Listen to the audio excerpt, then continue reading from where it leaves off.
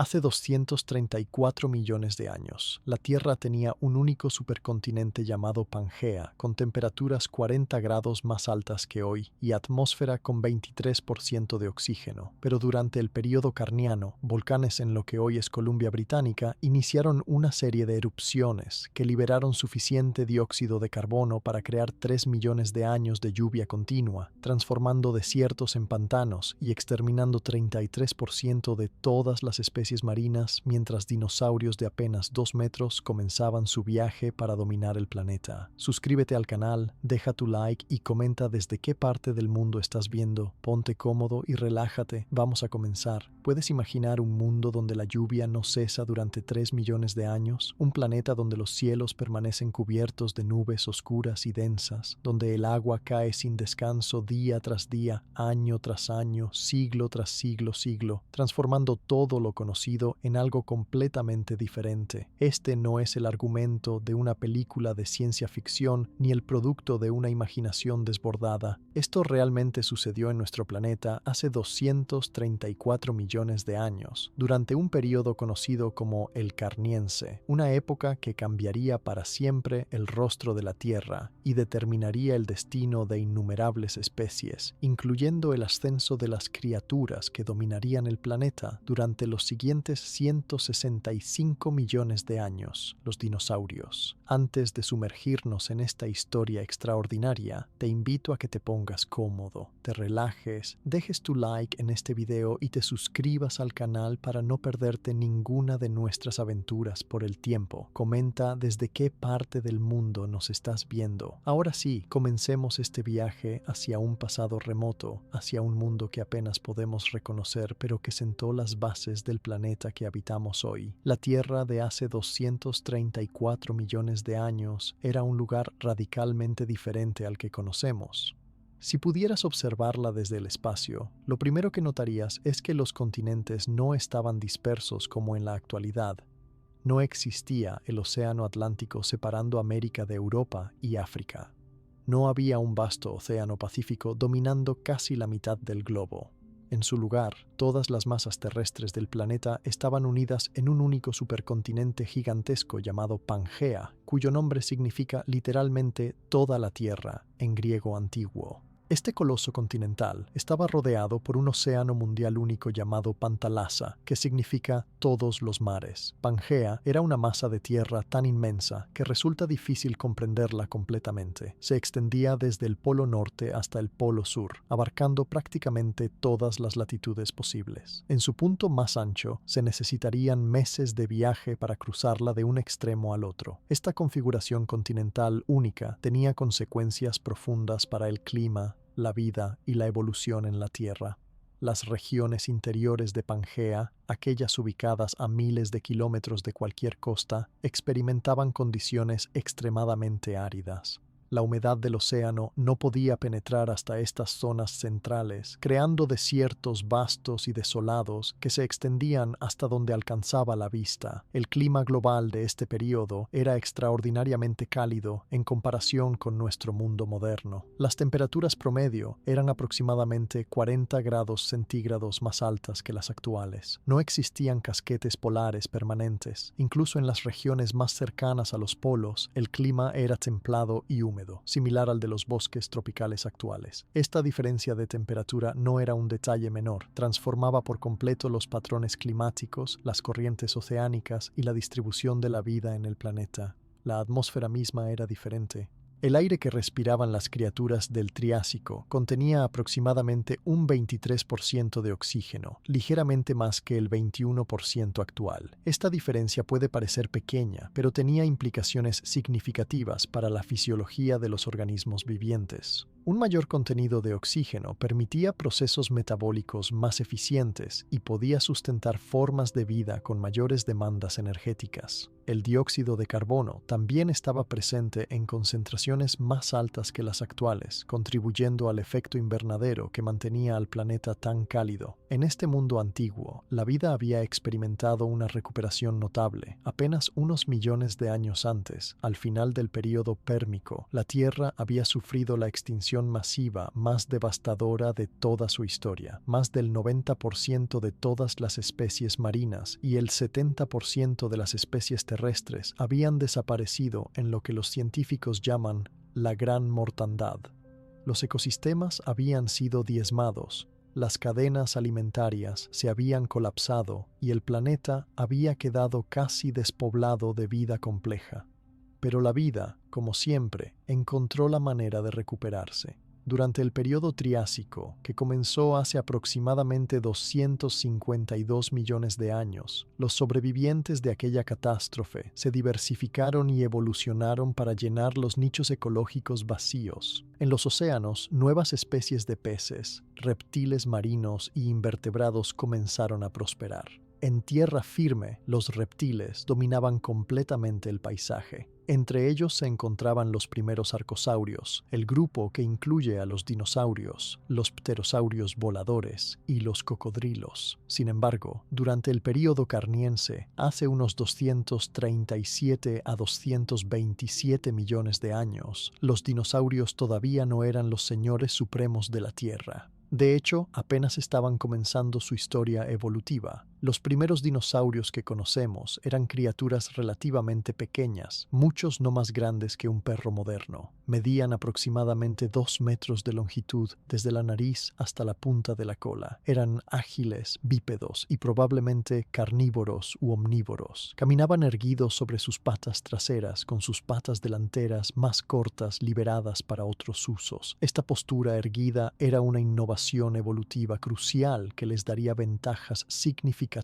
sobre otros reptiles. Estos primeros dinosaurios vivían en un mundo dominado por otros grupos de reptiles. Los dicinodontes, extrañas criaturas parecidas a mamíferos con colmillos curvados y picos córneos, pastaban en las llanuras. Los rincosaurios, reptiles herbívoros con cabezas anchas y hocicos curvados, mordisqueaban la vegetación baja. Los enormes rauisuquios, parientes de los cocodrilos que caminaban erguidos como los dinosaurios, eran los principales depredadores del paisaje. Los fitosaurios, reptiles de aspecto similar a los cocodrilos modernos, acechaban en ríos y lagos. Y por supuesto, había una variedad de otros arcosaurios, terápsidos y reptiles diversos que llenaban innumerables nichos ecológicos. La vegetación del Triásico medio también era distintiva. Los bosques estaban dominados por coníferas primitivas, cícadas, helechos arborescentes y ginkgos. Las plantas con flores que hoy dominan la mayoría de los ecosistemas terrestres aún no habían evolucionado. El sotobosque estaba lleno de helechos, colas de caballo y otras plantas sin semillas que dependían de la humedad para reproducirse.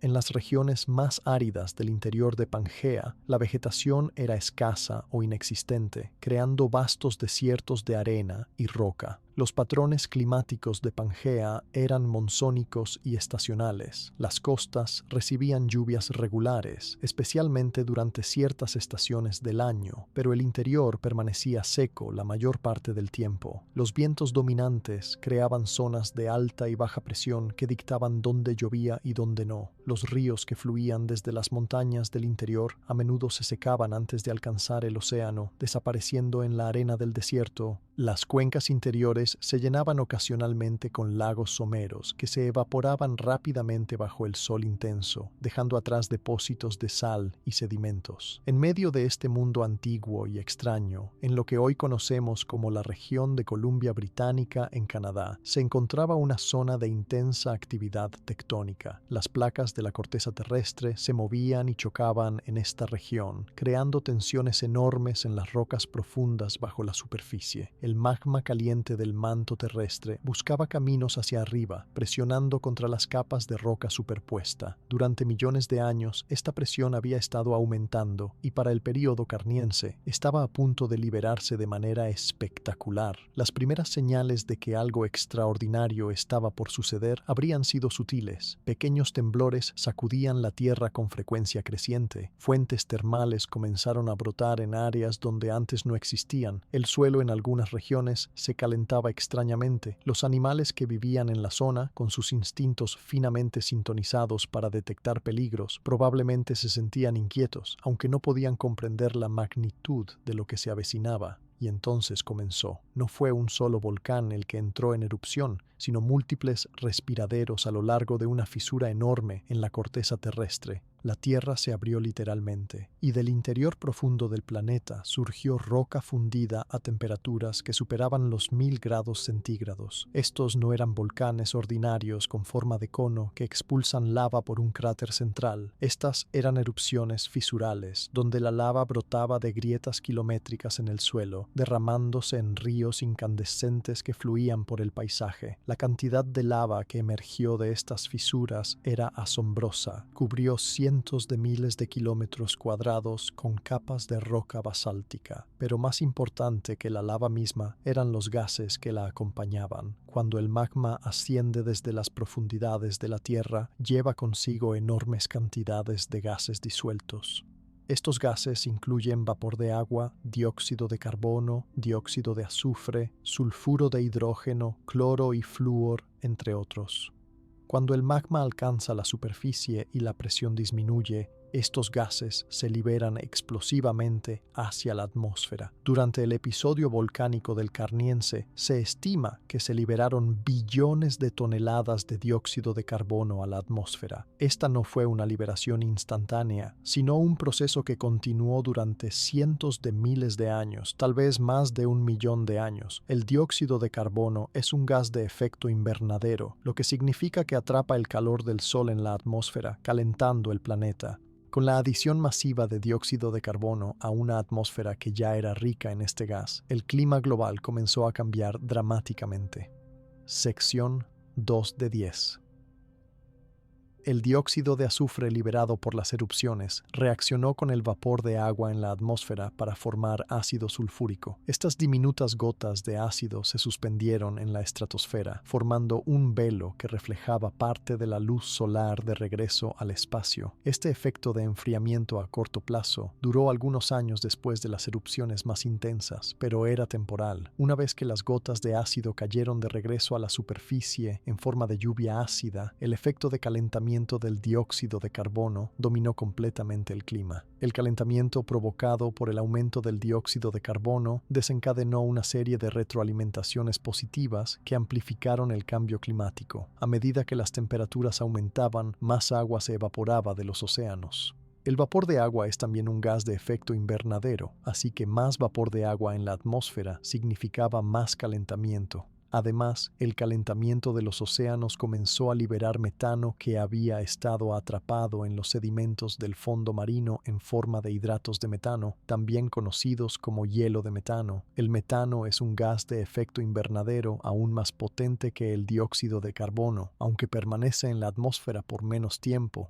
Este calentamiento adicional alteró fundamentalmente los patrones de circulación atmosférica del planeta. La atmósfera de la Tierra funciona como una gigantesca máquina térmica, impulsada por las diferencias de temperatura entre el ecuador y los polos, y entre el océano y la Tierra. El aire caliente asciende en las regiones ecuatoriales, se mueve hacia los polos en las alturas, se enfría y desciende en las latitudes medias y subtropicales, luego fluye de regreso hacia el ecuador cerca de la superficie. Este patrón crea las células de circulación atmosférica que determinan dónde llueve y dónde no. Con el calentamiento inducido por las erupciones volcánicas, estas células de circulación se intensificaron y cambiaron de posición. Las zonas de convección, donde el aire caliente y húmedo asciende y forma nubes de lluvia, se expandieron. Las zonas de subsidencia, donde el aire seco desciende y crea condiciones áridas, se desplazaron. El monzón, ese patrón estacional de vientos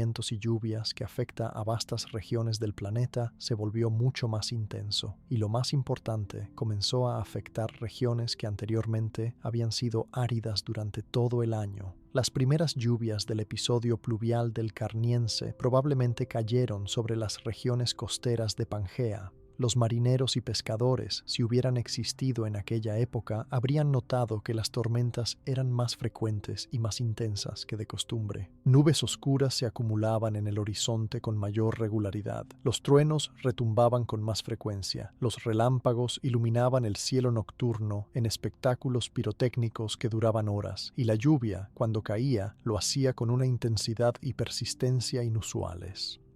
Al principio, estas lluvias pudieron haber sido bienvenidas. En las regiones que normalmente experimentaban sequías estacionales, la lluvia adicional habría estimulado el crecimiento de las plantas. Los ríos y arroyos que se secaban cada verano habrían mantenido su caudal por más tiempo. Los lagos se habrían llenado hasta rebosar. Los animales que dependían de fuentes de agua permanentes habrían prosperado. Los herbívoros habrían tenido acceso a más alimento y los carnívoros que los cazaban también se habrían beneficiado. Pero las lluvias no cesaron. Después de la primera temporada inusualmente húmeda, llegó otra y luego otra más. Década tras década, siglo tras siglo, las lluvias continuaron. Lo que había comenzado como una bendición se transformó gradualmente en algo mucho más perturbador. Los patrones de vida normales de los animales se vieron interrumpidos. Las plantas que estaban adaptadas a ciclos regulares de lluvia y sequía comenzaron a sufrir. Los ecosistemas, tan finamente ajustados a las condiciones ambientales locales, empezaron a tambalearse bajo el peso de este cambio climático sin precedentes.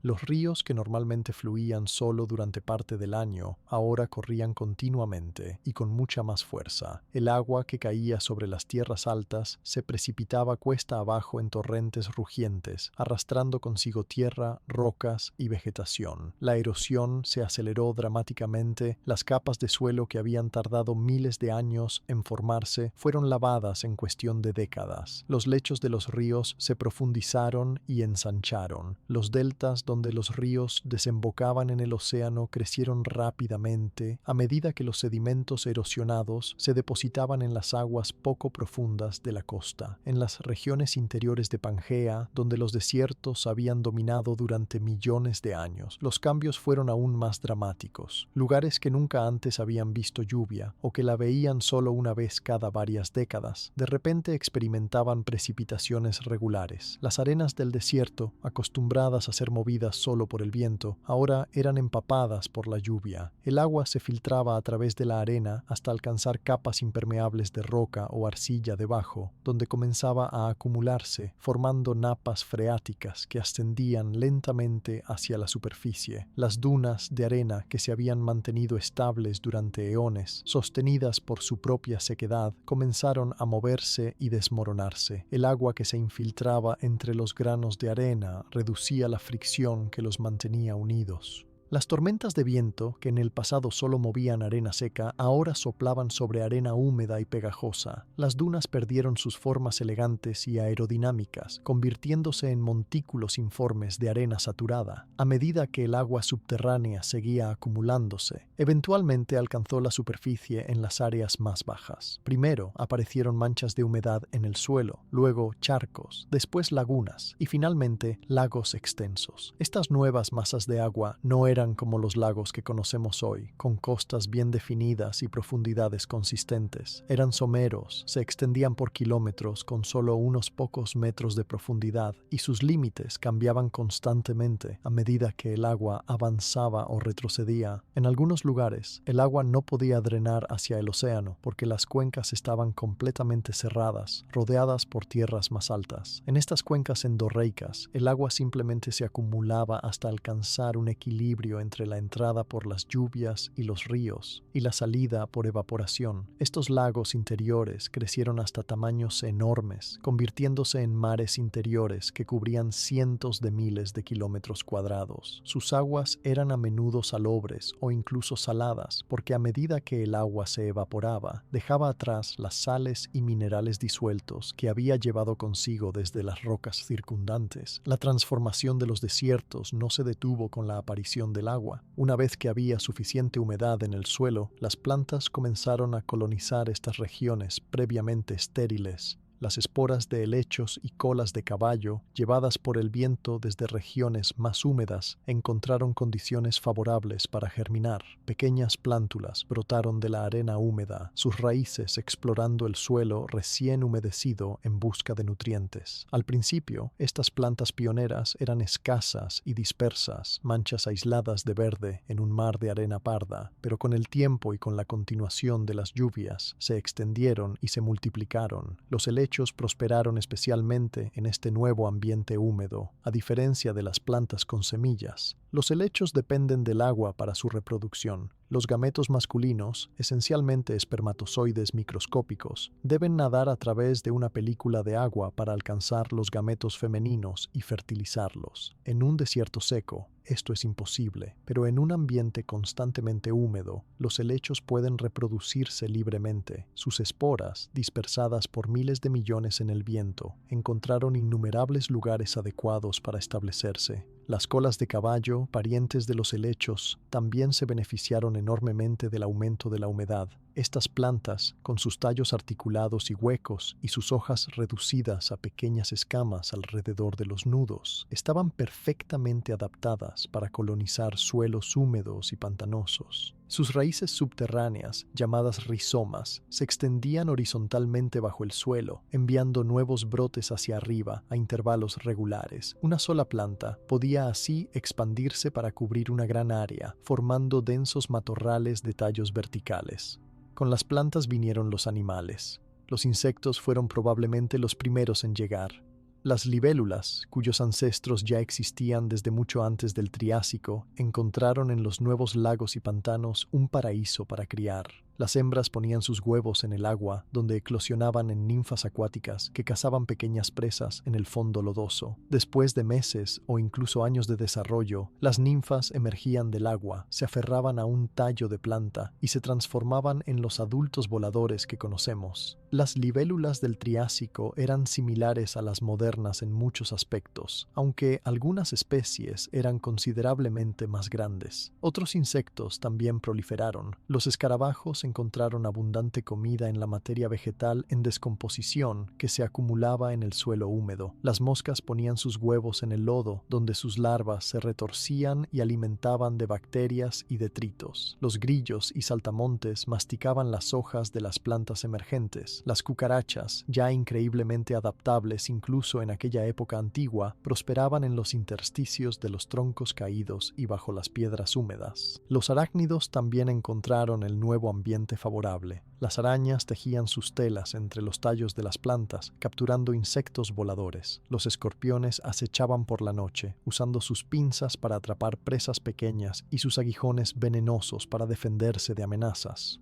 Los ácaros y garrapatas, parásitos entonces como ahora, encontraban hospedadores en los vertebrados que comenzaban a explorar estos nuevos hábitats. Los vertebrados terrestres tardaron más en adaptarse a las nuevas condiciones, pero eventualmente lo hicieron. Algunos de los reptiles que habían vivido en las regiones más húmedas alrededor de la periferia de los antiguos desiertos comenzaron a aventurarse en los nuevos humedales. Los fitosaurios, aquellos reptiles semiacuáticos similares a cocodrilos, encontraron en los lagos y ríos recién formados un territorio excelente para expandir su dominio, con sus cuerpos alargados, sus poderosas colas aplanadas lateralmente y sus hocicos llenos de dientes afilados eran depredadores formidables de cualquier criatura lo suficientemente desafortunada como para acercarse demasiado al agua. Los dicinodontes, aquellos extraños reptiles parecidos a mamíferos, también se beneficiaron inicialmente del aumento de la vegetación. Eran herbívoros con picos córneos que usaban para cortar plantas y colmillos que posiblemente usaban para desenterrar raíces o para combates territoriales. Con más plantas disponibles, sus poblaciones pudieron expandirse. Sin embargo, el aumento constante de la humedad eventualmente presentó desafíos para estos animales, que habían evolucionado en condiciones más secas. Los primeros dinosaurios, todavía pequeños y relativamente insignificantes en este panorama dominado por otros reptiles, comenzaron a encontrar nuevas oportunidades en los cambiantes ecosistemas. Muchos de los primeros dinosaurios eran carnívoros u omnívoros ágiles que cazaban insectos, pequeños vertebrados y posiblemente también consumían material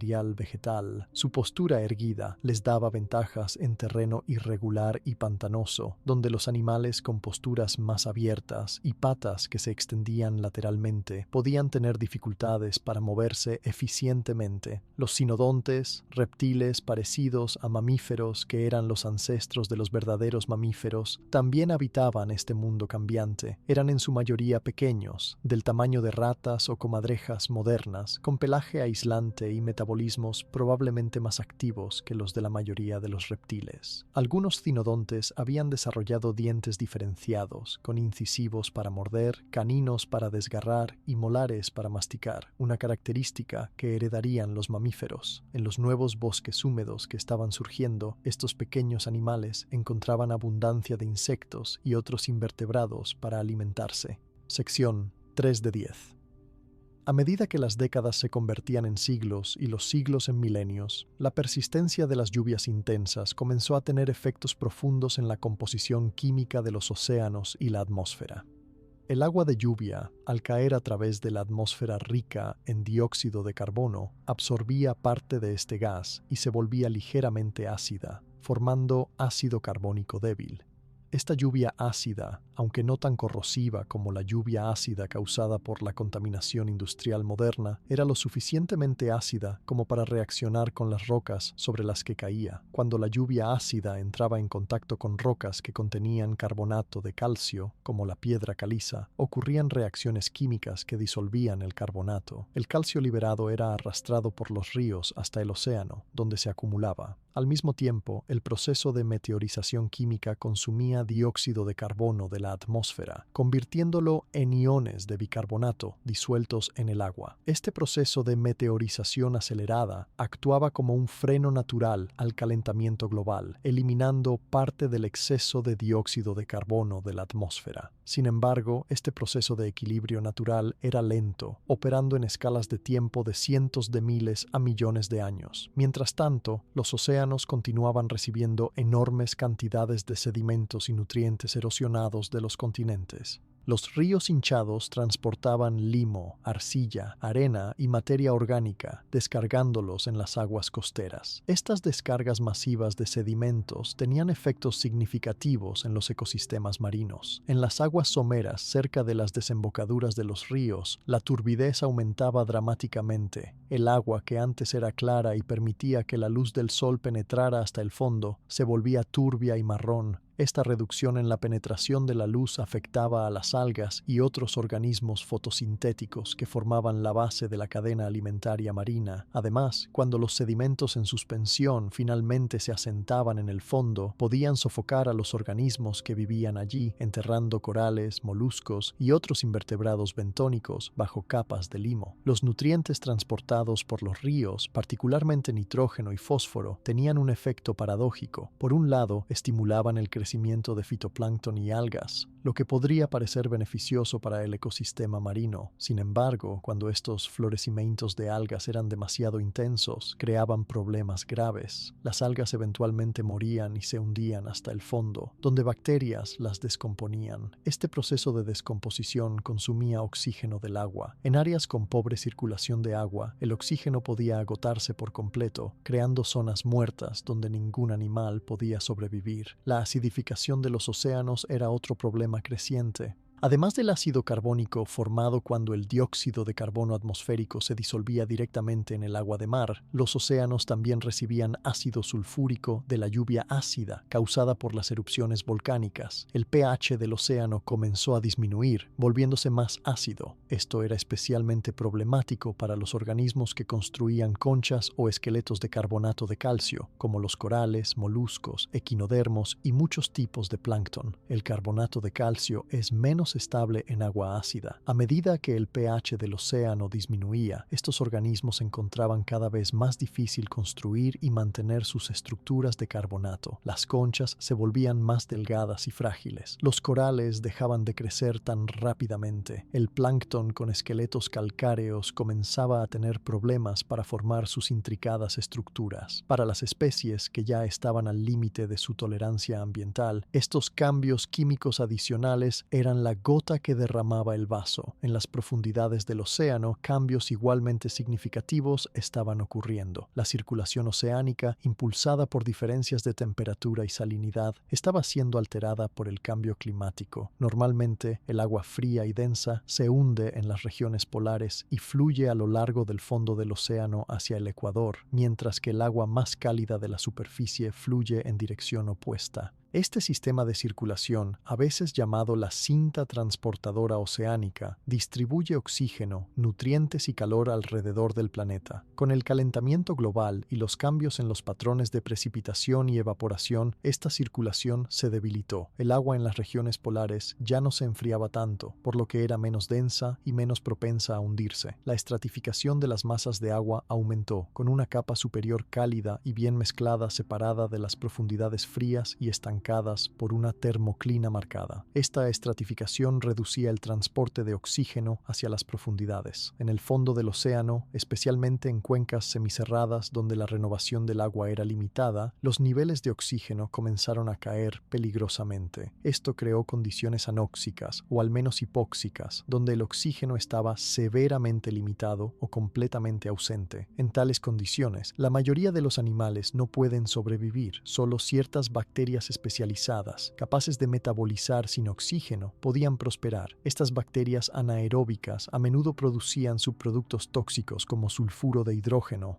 creando un ambiente aún más hostil. La fauna marina del Triásico Medio estaba comenzando a recuperarse de la gran extinción del final del Pérmico, pero era todavía relativamente pobre en diversidad comparada con lo que había sido antes. Los arrecifes de coral, que habían sido prácticamente eliminados durante la extinción pérmica, estaban siendo lentamente reconstruidos por nuevos organismos formadores de arrecifes, incluyendo corales escleractíneos y esponjas calcáreas. Estos arrecifes incipientes proporcionaban hábitat para una variedad de peces, moluscos, crustáceos y otros invertebrados marinos. Sin embargo, estos ecosistemas de arrecife eran particularmente vulnerables a los cambios ambientales causados por el episodio pluvial del Carniense.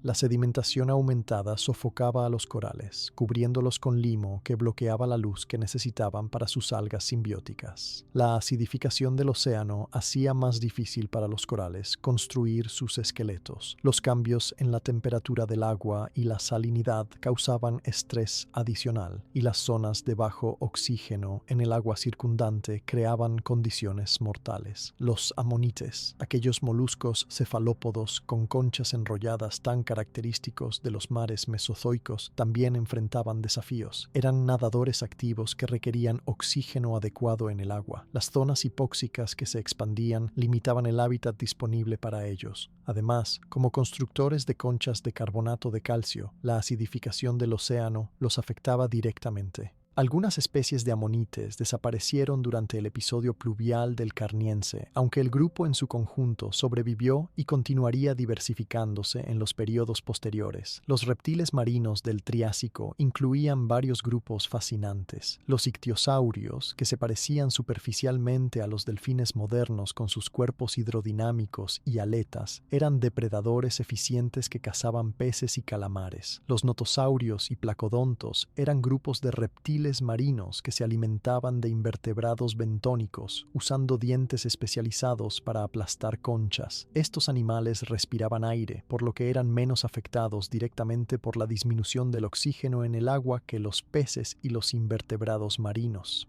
Sin embargo, la disrupción de las cadenas alimentarias marinas eventualmente los afectaría también. Los peces del Triásico incluían tanto formas primitivas con esqueletos cartilaginosos como los tiburones y sus parientes, como peces óseos más avanzados. Los tiburones del Triásico eran diversos y exitosos, ocupando muchos nichos ecológicos desde depredadores de aguas abiertas hasta alimentadores de fondo. Su esqueleto cartilaginoso y su fisiología eficiente los hacían relativamente resistentes a algunos de los cambios ambientales, aunque las condiciones extremas de anoxia aún podían afectarlos. Los peces óseos incluían tanto especies de aletas radiadas, ancestros de la mayoría de los peces modernos, como peces de aletas lobuladas, parientes de los que eventualmente darían origen a los vertebrados terrestres. Durante el Carniense, los peces de aletas radiadas estaban experimentando una importante radiación evolutiva, diversificándose en muchas formas nuevas. Algunas especies desarrollaron adaptaciones para aguas salobres o incluso agua dulce, permitiéndoles colonizar los ríos, lagos y estuarios que se multiplicaban durante el episodio pluvial. En las aguas dulces de los nuevos lagos y ríos que se formaban en lo que antes eran desiertos, se desarrollaban ecosistemas completamente nuevos. El agua dulce que fluía de las tierras altas transportaba nutrientes que fertilizaban estas nuevas masas de agua. Algas y plantas acuáticas comenzaron a crecer, proporcionando la base para cadenas alimentarias. Pequeños crustáceos, insectos acuáticos y otros invertebrados colonizaban estos hábitats. Los peces que podían tolerar el agua dulce remontaban los ríos desde el mar o eran transportados accidentalmente durante las inundaciones, estableciendo poblaciones en estos nuevos cuerpos de agua. Los anfibios encontraban el nuevo ambiente especialmente favorable. Los anfibios, que dependen del agua para reproducirse, habían sido relativamente escasos en el Triásico temprano debido a los climas áridos predominantes. Pero con la proliferación de lagos, pantanos y arroyos durante el Carniense, los anfibios experimentaron un resurgimiento. Los temnospóndilos, un grupo de anfibios grandes y a menudo completamente acuáticos, se diversificaron en los nuevos hábitats acuáticos. Algunos alcanzaban tamaños considerables, de 2 o 3 metros de longitud, y eran depredadores formidables en sus ambientes. Estos grandes anfibios tenían cráneos anchos y planos y bocas amplias llenas de dientes afilados. Pasaban la mayor parte de su tiempo en el agua, donde nadaban usando sus colas aplanadas lateralmente. Sus patas cortas eran útiles para caminar en el fondo de lagos someros o para breves excursiones a tierra, pero no eran nadadores especialmente ágiles en aguas abiertas. En cambio, eran depredadores de emboscada, esperando inmóviles en el fondo o entre las plantas acuáticas hasta que una presa desprevenida se acercaba lo suficiente, momento en el cual se lanzaban hacia adelante y atrapaban a su víctima con un rápido chasquido de sus mandíbulas. Los pequeños anfibios, algunos no más grandes que las salamandras modernas, también prosperaban en los ambientes húmedos. Vivían entre el musgo y la hojarasca en los bordes de los cuerpos de agua, cazando insectos y otros pequeños invertebrados. Sus huevos eran puestos en el agua, donde se desarrollaban en renacuajos que eventualmente metamorfoseaban en adultos terrestres, repitiendo el ciclo de vida que los anfibios han mantenido durante cientos de millones de años. Sección 4 de 10. Para comprender completamente el impacto del episodio pluvial del Carniense, es necesario examinar más de cerca la vida que existía en la Tierra antes de que comenzaran las lluvias. El Triásico Medio fue un tiempo de experimentación evolutiva, cuando muchos grupos de reptiles estaban explorando diferentes estrategias de vida y ocupando diversos nichos ecológicos. La gran extinción del Pérmico había eliminado a la mayoría de las especies existentes, y en los millones de años desde entonces, los sobrevivientes y sus descendientes habían estado llenando los espacios ecológicos vacíos. Los arcosaurios, el grupo que incluye a los dinosaurios, pterosaurios, cocodrilos y muchas otras formas extintas, estaban experimentando una radiación evolutiva particularmente exitosa durante el Triásico. Este grupo se caracteriza por varias características anatómicas, incluyendo aberturas adicionales en el cráneo llamadas fenestras, que reducen el peso de la cabeza sin sacrificar fuerza, y una tendencia hacia una postura más erguida, con las patas ubicadas más directamente bajo el cuerpo, en lugar de extenderse hacia los lados. Los rauisuchios eran un grupo de arcosaurios que habían evolucionado independientemente una postura erguida, similar a la de los dinosaurios. Eran los principales depredadores terrestres del Triásico Medio, con algunos individuos alcanzando longitudes de 5 o 6 metros. Tenían cráneos largos y profundos armados con dientes cerrados diseñados para cortar carne. Sus cuerpos eran robustos y musculosos, sostenidos por patas fuertes que les permitían perseguir activamente a sus presas. En la jerarquía depredadora del Triásico Medio, los rauisuchios ocupaban el ápice, el nivel superior de la cadena alimentaria. Los aetosaurios representaban una experimentación evolutiva completamente diferente dentro de los arcosaurios. Estos reptiles, que variaban en tamaño desde 1 metro hasta más de 5 metros de longitud, estaban cubiertos por placas óseas que formaban una armadura protectora sobre sus espaldas y lados. Esta armadura los protegía de los depredadores y les permitía explotar nichos ecológicos que de otro modo serían peligrosos. Los aetosaurios eran herbívoros u omnívoros, usando sus hocicos en forma de pala para desenterrar raíces, tubérculos y pequeños animales del suelo. Sus dientes eran pequeños y en forma de hoja, adecuados para triturar material vegetal, pero inútiles para la depredación. Los fitosaurios, ya mencionados anteriormente, eran arcosaurios semiacuáticos que ocupaban el nicho ecológico que hoy ocupan los cocodrilos. De hecho, su convergencia evolutiva con los cocodrilos es tan extrema que superficialmente son casi indistinguibles. Tenían cuerpos largos y bajos, colas poderosas, hocicos alargados llenos de dientes cónicos y ojos y fosas nasales posicionados en la parte superior de la cabeza para permanecer en la superficie mientras el resto del cuerpo estaba sumergido. La principal diferencia externa es que en los fitosaurios las fosas nasales estaban ubicadas cerca de los ojos en lugar de en la punta del hocico. Los pterosaurios, los primeros vertebrados en lograr el vuelo verdadero propulsado, estaban comenzando su larga historia durante el Triásico. Los pterosaurios más antiguos conocidos son del Triásico tardío, justo después del período Carniense, pero es probable que el grupo se originara antes. Estos primeros pterosaurios eran relativamente pequeños, con envergaduras de entre 30 centímetros y 2 metros. Tenían alas formadas por una membrana de piel estirada entre un dedo extremadamente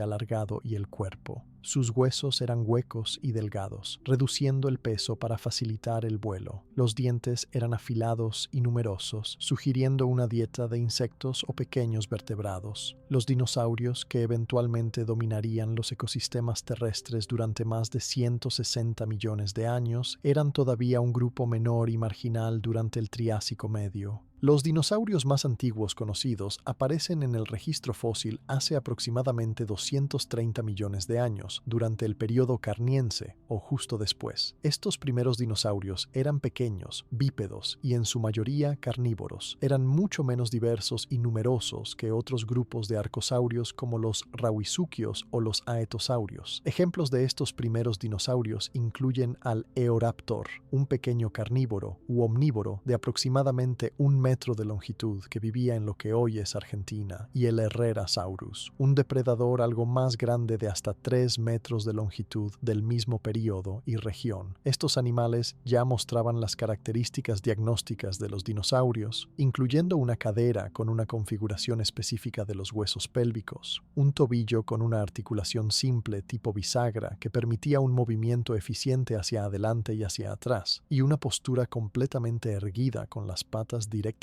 bajo el cuerpo. Esta postura erguida era una de las claves del eventual éxito de los dinosaurios. Les proporcionaba varias ventajas sobre otros reptiles. Primero, era más eficiente energéticamente para la locomoción a larga distancia. Los animales con patas que se extienden lateralmente, como los lagartos modernos, deben usar mucha energía solo para mantener su cuerpo alejado del suelo. En contraste, los animales con postura erguida usan el sistema esquelético para soportar el peso del cuerpo, requiriendo menos esfuerzo muscular continuo. Segundo, permitía mayores velocidades y resistencia. Los dinosaurios podían mantener un trote o carrera durante periodos más largos que los reptiles con posturas más abiertas. Tercero, facilitaba el crecimiento a tamaños más grandes, sin los problemas biomecánicos que limitaban a otros grupos. Los dinosaurios se dividían en dos grupos principales basados en la estructura de sus caderas. Los saurisquios, o dinosaurios con cadera de lagarto, tenían una pelvis donde el hueso púbico apuntaba hacia adelante. Este grupo eventualmente incluiría a los grandes saurópodos herbívoros de cuello largo y a los terópodos carnívoros como el Tyrannosaurus. Los ornitisquios, o dinosaurios con cadera de ave, tenían una pelvis donde el hueso púbico apuntaba hacia atrás, paralelo al isquión. Este grupo incluiría a muchos herbívoros diversos como los estegosaurios, anquilosaurios, ceratópsidos y hadrosaurios. Durante el Triásico medio, sin embargo, esta gran diversidad futura aún no se había materializado. Los dinosaurios eran un grupo pequeño de depredadores y omnívoros de tamaño pequeño a mediano que vivían en los márgenes de los ecosistemas dominados por otros arcosaurios. Fuera del linaje de los arcosaurios, otros grupos de reptiles también prosperaban durante el Triásico medio, Los terápsidos, reptiles similares a mamíferos que habían dominado los ecosistemas terrestres antes de la extinción pérmica, todavía estaban presentes, aunque en diversidad reducida. Los dicinodontes, ya mencionados, eran herbívoros de tamaño pequeño a grande con picos y colmillos. Algunos dicinodontes del Triásico alcanzaban el tamaño de ganado moderno y probablemente ocupaban nichos ecológicos similares, pastando en la vegetación en manadas. Los cinodontes eran otro grupo de terápsidos y son particularmente interesantes porque de este grupo eventualmente evolucionarían los verdaderos mamíferos. Los cinodontes del Triásico mostraban muchas características que los acercaban a los mamíferos. Tenían dientes diferenciados en incisivos, caninos y molares, cada tipo especializado para una función diferente. Su paladar secundario separaba las vías nasales de la boca, permitiéndoles respirar mientras comían. Sus mandíbulas estaban dominadas por un solo hueso, el dentario, que formaba la articulación con el cráneo, mientras que los otros huesos de la mandíbula se reducían. Sus cuerpos probablemente estaban cubiertos de pelo o estructuras similares a pelo, proporcionando aislamiento térmico, y evidencia de sus huesos sugiere que podrían haber tenido metabolismos más activos que los reptiles típicos, posiblemente siendo endotérmicos, o al menos parcialmente así. Los rincosaurios eran herbívoros extraños, con cabezas triangulares y anchas y hocicos curvados que usaban para desenterrar plantas y cortar vegetación. Sus dientes estaban fusionados en crestas de corte, en lugar de dientes individuales separados. Eran animales de tamaño mediano, generalmente de 1 a 2 metros de longitud, y vivían en grupos en áreas con vegetación densa. Sus restos fósiles a menudo se encuentran en abundancia, sugiriendo que eran comunes en sus hábitats. Los Prolacerformes eran un grupo de arcosauriomorfos primitivos que incluía tanto formas terrestres como semiacuáticas. Algunos eran pequeños insectívoros, mientras que otros alcanzaban varios metros de longitud y eran depredadores de otros reptiles. Estos animales representaban formas transicionales en la evolución de los arcosaurios, mostrando mezclas de características primitivas y derivadas. La vegetación del Triásico medio era dominada por gimnospermas, plantas con semillas desnudas no encerradas en un fruto. Las coníferas eran abundantes, formando bosques en las regiones más húmedas. Estas coníferas triásicas incluían árboles relacionados con los modernos pinos, araucarias y podocarpáceas. Producían conos masculinos que liberaban polen y conos femeninos que, una vez fertilizados, maduraban en estructuras leñosas que protegían las semillas en desarrollo. Las cícadas y cicadeoideas eran otro componente importante de la flora triásica. Estas plantas, que se parecían superficialmente a palmeras con troncos gruesos coronados por rosetas de hojas pinnadas, no están estrechamente relacionadas con las palmeras verdaderas, que son angiospermas. Las cícadas producían grandes conos reproductivos y sus semillas eran a menudo grandes y nutricionalmente ricas, proporcionando alimento para animales herbívoros. Los quincos, representados hoy por una sola especie sobreviviente, el quinco biloba, eran más diversos durante el Triásico. Estos árboles de hoja caduca, con hojas distintivas en forma de abanico, prosperaban en áreas con estaciones bien definidas. Los gingos machos producían polen en pequeños conos, mientras que las hembras producían semillas carnosas con un olor desagradable cuando maduraban. Los helechos con semilla, un grupo ahora completamente extinto, eran plantas enigmáticas que combinaban la apariencia de los helechos con la reproducción por semillas, como las gimnospermas. Tenían hojas grandes y plumosas que se parecían a las frondas de los helechos verdaderos, pero en lugar de producir esporas, producían semillas. Estas plantas eran especialmente comunes durante el Carbonífero y Pérmico, pero persistieron en diversidad reducida durante el Triásico. Los helechos verdaderos, las colas de caballo y los licopodios completaban el sotobosque de los bosques triásicos. Estas plantas sin semillas requerían humedad para reproducirse, lo que limitaba su distribución principalmente a áreas cerca de cuerpos de agua o regiones con precipitación regular. Las colas de caballo del Triásico incluían tanto formas pequeñas similares a las especies modernas como especies arbóreas que alcanzaban alturas considerables. Sección 5 de 10. A medida que las lluvias del Carniense continuaban año tras año, década tras década, las transformaciones del paisaje se aceleraban. Los desiertos que habían existido durante millones de años desaparecían completamente, reemplazados por extensos pantanos y ciénagas. Estos no eran los pantanos ordenados y estables que uno podría imaginar, sino ambientes caóticos y dinámicos donde el agua, el lodo y la vegetación se mezclaban en proporciones siempre cambiantes.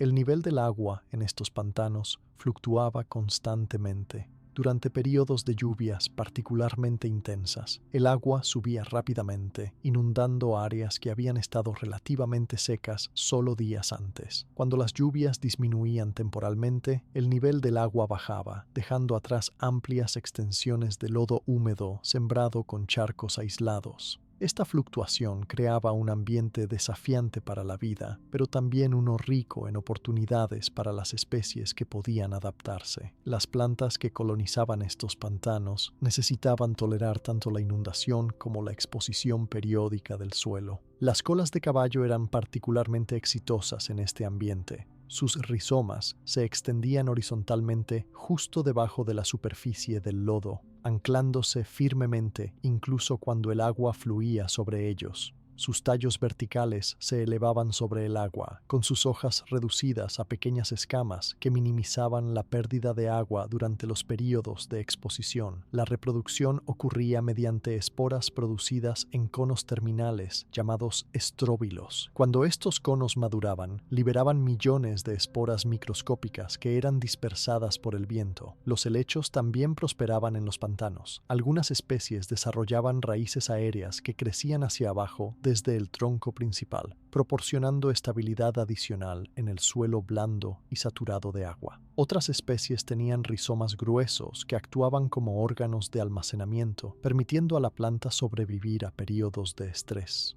Las frondas de los helechos creaban un dosel sombreado sobre el suelo del pantano, reduciendo la evaporación y manteniendo la humedad. Algunas coníferas también se adaptaban a los ambientes pantanosos. Desarrollaban sistemas de raíces especializados con extensiones verticales llamadas neumatóforos que se proyectaban por encima del nivel del agua, facilitando el intercambio de gases con el aire. Sin estas adaptaciones, las raíces sumergidas en lodo saturado de agua se asfixiarían, incapaces de obtener el oxígeno necesario para la respiración celular. Las coníferas de los pantanos del Triásico pueden haber desarrollado neumatóforos similares a los de los cipreses de los pantanos modernos. Con la expansión de los pantanos venía una explosión en la producción de materia orgánica. Las plantas crecían vigorosamente en el ambiente húmedo, produciendo grandes cantidades de biomasa. Cuando estas plantas morían, sus restos caían al agua o al lodo. En un ambiente normal bien oxigenado, los descomponedores bacterianos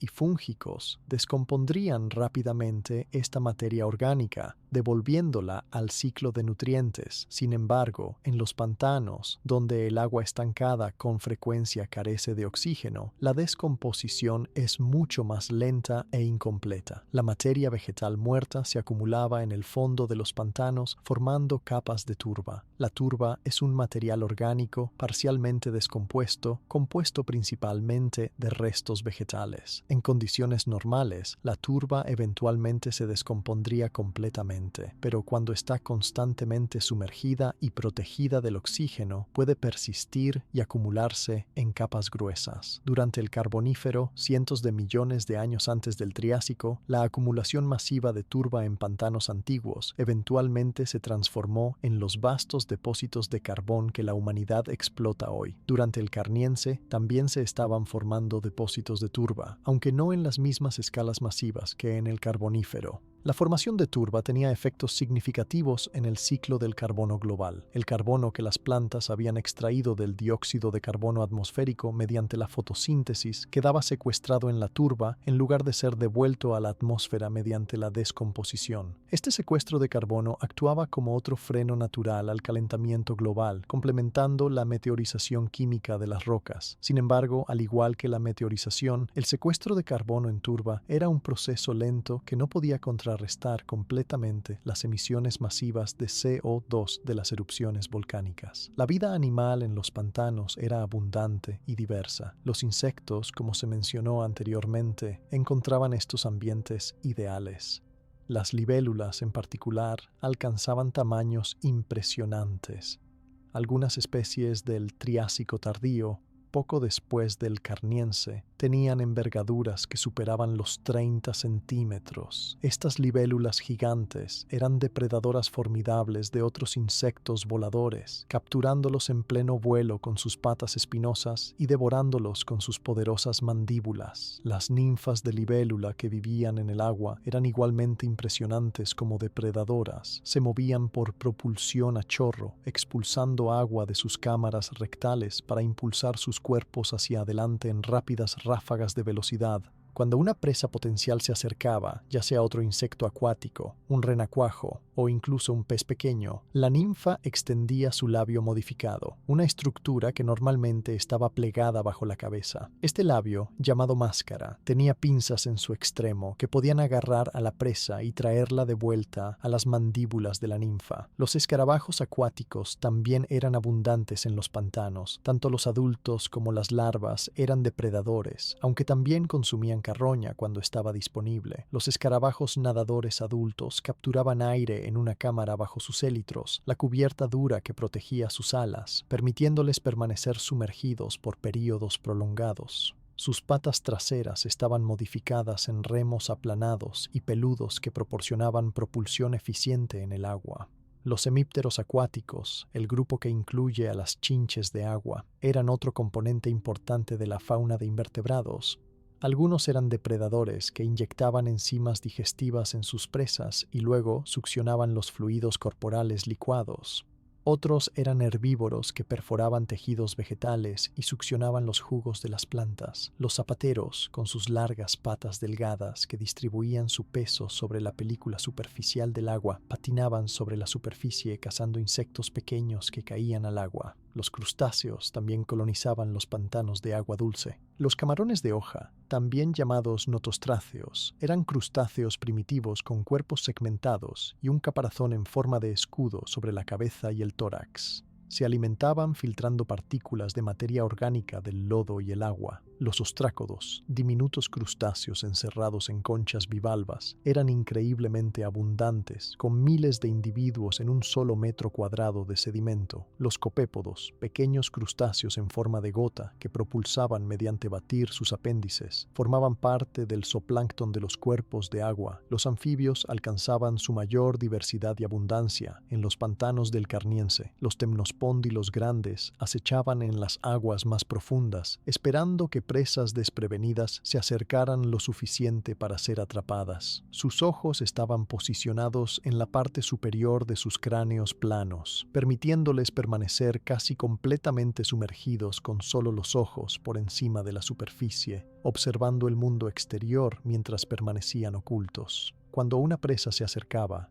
ya sea un pez nadando, otro anfibio más pequeño o incluso un reptil pequeño que se aventuraba demasiado cerca del borde del agua, el temnospóndilo se lanzaba hacia adelante, abriendo sus enormes mandíbulas y creando una corriente de succión que arrastraba a la presa hacia su boca. Los temnospóndilos más pequeños ocupaban los bordes más someros de los pantanos. Algunos eran principalmente acuáticos, pero capaces de movimientos terrestres breves. Otros eran más terrestres, entrando al agua principalmente para reproducirse. La reproducción en todos los anfibios requería agua. Las hembras ponían grandes masas de huevos en el agua, a menudo adheridos a plantas acuáticas o rocas. Los machos liberaban esperma sobre los huevos para fertilizarlos. Los huevos carecían de cáscaras impermeables y debían permanecer húmedos para desarrollarse adecuadamente. De los huevos eclosionaban larvas acuáticas, los renacuajos. Estos renacuajos tenían cuerpos rechonchos con colas grandes y aplanadas para nadar. Respiraban mediante branquias externas plumosas que sobresalían a los lados de sus cabezas. Se alimentaban de algas, detritos y pequeños invertebrados en el agua. agua. A medida que crecían, sufrían una metamorfosis gradual, desarrollando patas, reabsorbiendo sus branquias externas y desarrollando pulmones para la respiración aérea. Eventualmente emergían del agua como adultos juveniles, listos para comenzar su vida como cazadores terrestres o semiacuáticos. Los reptiles también estaban presentes en los pantanos, aunque en formas más especializadas que los anfibios. Los fitosaurios dominaban los cuerpos de agua más grandes y profundos. Eran los principales depredadores acuáticos del Triásico, análogos a los cocodrilos modernos en casi todos los aspectos. Sus cuerpos largos y bajos, con colas poderosas que constituían más de la mitad de su longitud total, eran perfectos para la propulsión en el agua.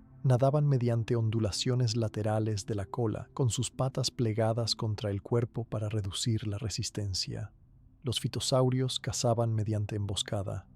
Se sumergían cerca de la superficie con solo sus ojos y fosas nasales expuestos, esperando que un animal viniera a beber o nadar. Cuando una presa estaba al alcance, el fitosaurio se lanzaba hacia adelante con sorprendente rapidez, cerrando sus mandíbulas alrededor de la víctima. Sus dientes cónicos y entrelazados eran perfectos para agarrar y mantener presas resbaladizas como peces, pero menos adecuados para cortar carne. En cambio, los fitosaurios a menudo tragaban presas pequeñas enteras, o arrastraban presas más grandes bajo el agua para ahogarlas antes de desmembrarlas mediante giros violentos y sacudidas. Algunos reptiles más pequeños también se habían adaptado a la vida en los pantanos. Los tanistrofeos eran reptiles extraordinariamente extraños, con cuellos increíblemente largos, en algunos casos más largos que el resto del cuerpo y la cola combinados. El cuello estaba sostenido por vértebras cervicales extremadamente elongadas, cada una hasta 10 veces más larga que ancha. El propósito de este cuello extraordinario ha sido debatido. Algunos científicos sugieren que permitía al animal pescar mientras permanecía en la orilla, sumergiendo solo la cabeza y el cuello en el agua. Otros proponen que el cuello largo ayudaba en la captura de presas rápidas como peces e insectos en aguas someras. Lo que es claro es que los tanistrofeos vivían en ambientes acuáticos o cerca de ellos, y que su anatomía única representaba una solución evolutiva altamente especializada a algún desafío ecológico particular. Sección 6 de 10. Mientras los ecosistemas terrestres se transformaban bajo el diluvio interminable, los océanos experimentaban su propia crisis. Los mares del Triásico, que habían estado recuperándose lentamente de la devastación de la extinción del Pérmico, ahora enfrentaban nuevos desafíos que probarían los límites de adaptabilidad de la vida marina. La extinción marina del Carniense, aunque no tan severa como la gran extinción pérmica, fue significativa y alteró fundamentalmente la composición de las comunidades marinas. El registro fósil de las rocas marinas del Carniense cuenta una historia de cambio y pérdida. Aproximadamente el 33% de todos los géneros marinos desaparecieron durante este periodo. Para ponerlo en perspectiva, un género es un grupo de especies estrechamente relacionadas, así que la pérdida de un género significa la extinción de múltiples especies. Los grupos más afectados incluían a los corales, los cefalópodos como los amonites, los bivalvos, los braquiópodos y ciertos grupos de equinodermos como los crinoideos. Los arrecifes de coral, ecosistemas marinos de extraordinaria productividad y biodiversidad, fueron particularmente vulnerables. Los corales del Triásico estaban reconstruyendo los ecosistemas de arrecife que habían sido virtualmente eliminados al final del Pérmico. Los corales escleractíneos, el grupo que incluye a la mayoría de los corales constructores de arrecifes modernos, habían aparecido en el Triásico medio y estaban comenzando a formar estructuras arrecifales sustanciales. Sin embargo, durante el Carniense, muchas especies de corales desaparecieron y la construcción de arrecifes se desaceleró significativamente o se detuvo por completo en muchas regiones. Los corales son animales coloniales que viven en una relación simbiótica con algas microscópicas llamadas zooxantelas. Estos dinoflagelados fotosintéticos viven dentro de los tejidos del coral y proporcionan al coral nutrientes producidos mediante fotosíntesis. A cambio, el coral proporciona a las algas un ambiente protegido y acceso a la luz solar necesaria para la fotosíntesis. Esta relación simbiótica permite a los corales crecer rápidamente y construir los esqueletos masivos de carbonato de calcio que forman los arrecifes. Sin embargo, esta simbiosis es sensible a las condiciones ambientales. Los corales pueden estresarse y expulsar a sus zooxantelas en respuesta a cambios en la temperatura del agua, salinidad, niveles de luz o calidad del agua. Este proceso, conocido como blanqueamiento del coral, deja al coral blanqueado y vulnerable. Sin sus simbiontes, los corales no pueden obtener suficientes nutrientes y eventualmente mueren si las condiciones no mejoran y no recolonizan con zooxantelas. Durante el Carniense, múltiples factores estresantes afectaban simultáneamente a los corales. La sedimentación aumentada de los ríos hinchados cubría los arrecifes con limo, bloqueando la luz necesaria para las zooxantelas. La acidificación del océano hacía más difícil para los corales construir y mantener sus esqueletos de carbonato. Los cambios en la temperatura y salinidad del agua oceánica causaban estrés fisiológico adicional, y las zonas de bajo oxígeno que se expandían en algunas regiones hacían imposible para los corales y la mayoría de los otros animales arrecifales sobrevivir. Cuando los corales morían, no solo se perdía la especie de coral en sí, sino todo el ecosistema que dependía del arrecife. Los arrecifes de coral modernos albergan aproximadamente el 25% de todas las especies marinas, a pesar de ocupar menos del 1% del área del océano. Los arrecifes del Triásico probablemente tenían una biodiversidad similarmente alta. Peces, moluscos, crustáceos, equinodermos, esponjas, gusanos y muchos otros grupos vivían en, sobre y alrededor de las estructuras arrecifales. La muerte de los arrecifes durante el Carniense desplazó a todas estas especies, forzándolas a encontrar nuevos hábitats o enfrentar la extinción. Los amonites, aquellos icónicos moluscos cefalópodos con conchas enrolladas, también sufrieron extinciones significativas durante el Carniense. Los amonites eran nadadores activos en los océanos mesozoicos, ocupando nichos ecológicos similares a los calamares modernos. Algunas especies vivían en aguas someras cerca de la costa, mientras que otras habitaban las aguas abiertas del océano profundo. Se alimentaban de presas diversas, incluyendo peces, crustáceos y otros invertebrados, capturándolos con sus tentáculos equipados con ganchos o ventosas. La concha del amonite servía múltiples funciones. Proporcionaba protección contra depredadores, aunque las mandíbulas de un depredador suficientemente grande podían romperla.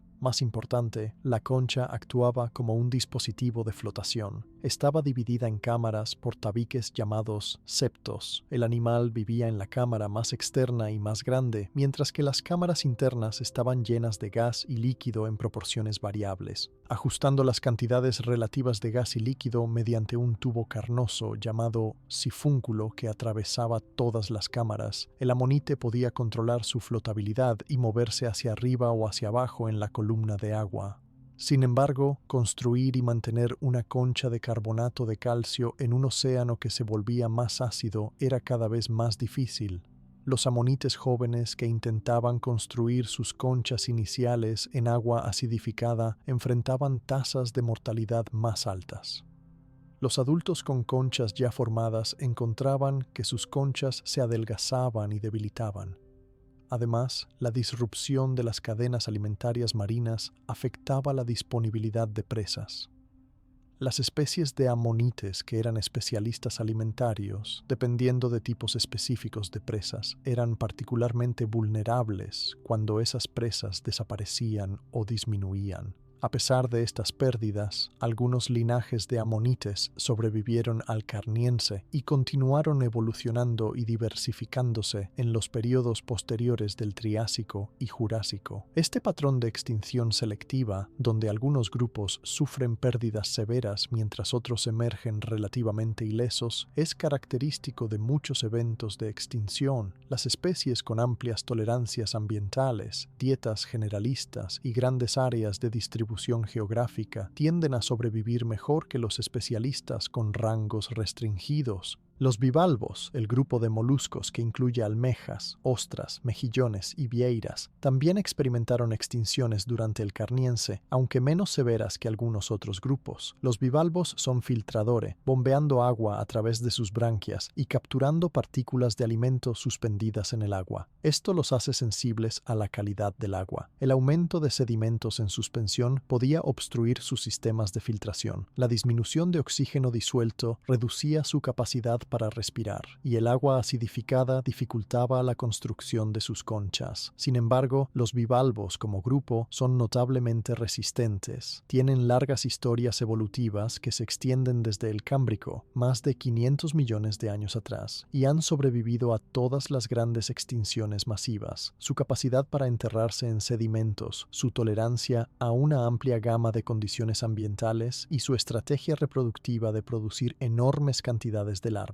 les han permitido persistir a través de múltiples crisis. Durante el Carniense, algunas especies y géneros se extinguieron, pero el grupo en su conjunto sobrevivió y eventualmente se recuperó. Los braquiópodos, que superficialmente se parecen a los bivalvos, pero son en realidad un filo completamente diferente, no corrieron tan bien suerte. Los braquiópodos habían sido extremadamente diversos y abundantes durante el Paleozoico, pero la extinción del Pérmico los había golpeado duramente. Durante el Triásico todavía eran comunes, pero ya no dominaban los fondos marinos como lo habían hecho antes. El Carniense trajo más extinciones, y después de este periodo, los braquiópodos nunca recuperaron su diversidad anterior. Hoy solo sobreviven unas pocas especies, relegadas a nichos ecológicos marginales. Las diferencias en el destino de los bivalvos y los braquiópodos ilustran un principio importante en biología evolutiva y ecología. Dos grupos que parecen similares superficialmente y ocupan nichos ecológicos parecidos pueden responder muy diferentemente a los cambios ambientales debido a diferencias sutiles en su fisiología, comportamiento, ciclos de vida o historia evolutiva. Los bivalvos resultaron ser más resistentes a las perturbaciones del Carniense y eventualmente superaron a los braquiópodos como los principales moluscos bivalvados en los océanos. Los equinodermos, el filo que incluye estrellas de mar, erizos de mar, pepinos de mar y crinoideos, también sufrieron pérdidas durante el Carniense. Los crinoideos, también conocidos como lirios de mar, eran particularmente diversos durante el Triásico. Estos animales tienen cuerpos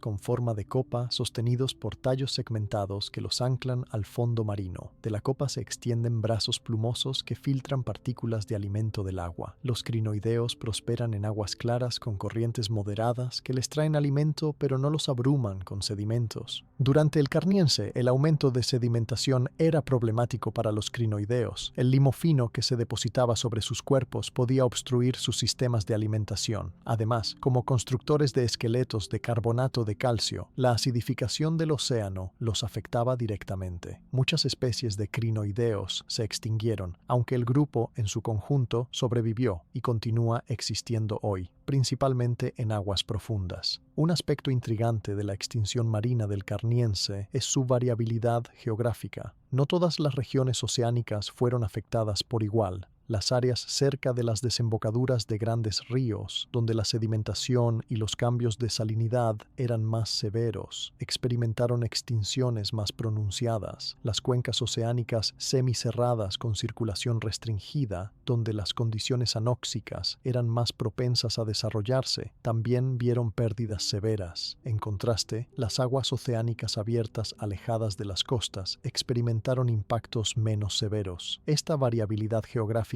creó un patrón de refugios, áreas donde las condiciones permanecían relativamente favorables y donde las especies podían persistir incluso mientras se extinguían en otros lugares. Después de que las condiciones mejoraran, estas poblaciones refugio podían expandirse y recolonizar áreas donde las especies habían desaparecido localmente. Este proceso de contracción a refugios seguida de expansión desde refugios es un patrón común en la respuesta de las especies a los cambios climáticos ecológicos y ambientales. Sección 7 de 10. En medio del caos ecológico del Carniense, un grupo de animales estaba preparándose para aprovechar las oportunidades que surgirían de la crisis. Los dinosaurios, que habían sido actores menores en los ecosistemas del Triásico Medio, estaban a punto de dar los primeros pasos en su camino hacia la dominación global que duraría más de 160 millones de años. El episodio pluvial del Carniense, aunque devastador para muchas especies, resultó ser un catalizador crucial para la radiación evolutiva de los dinosaurios. Los primeros dinosaurios, como hemos visto, eran criaturas relativamente pequeñas, con longitudes de aproximadamente 2 metros desde la punta del hocico hasta el extremo de la cola. Eran más pequeños que muchos de los otros depredadores de su época.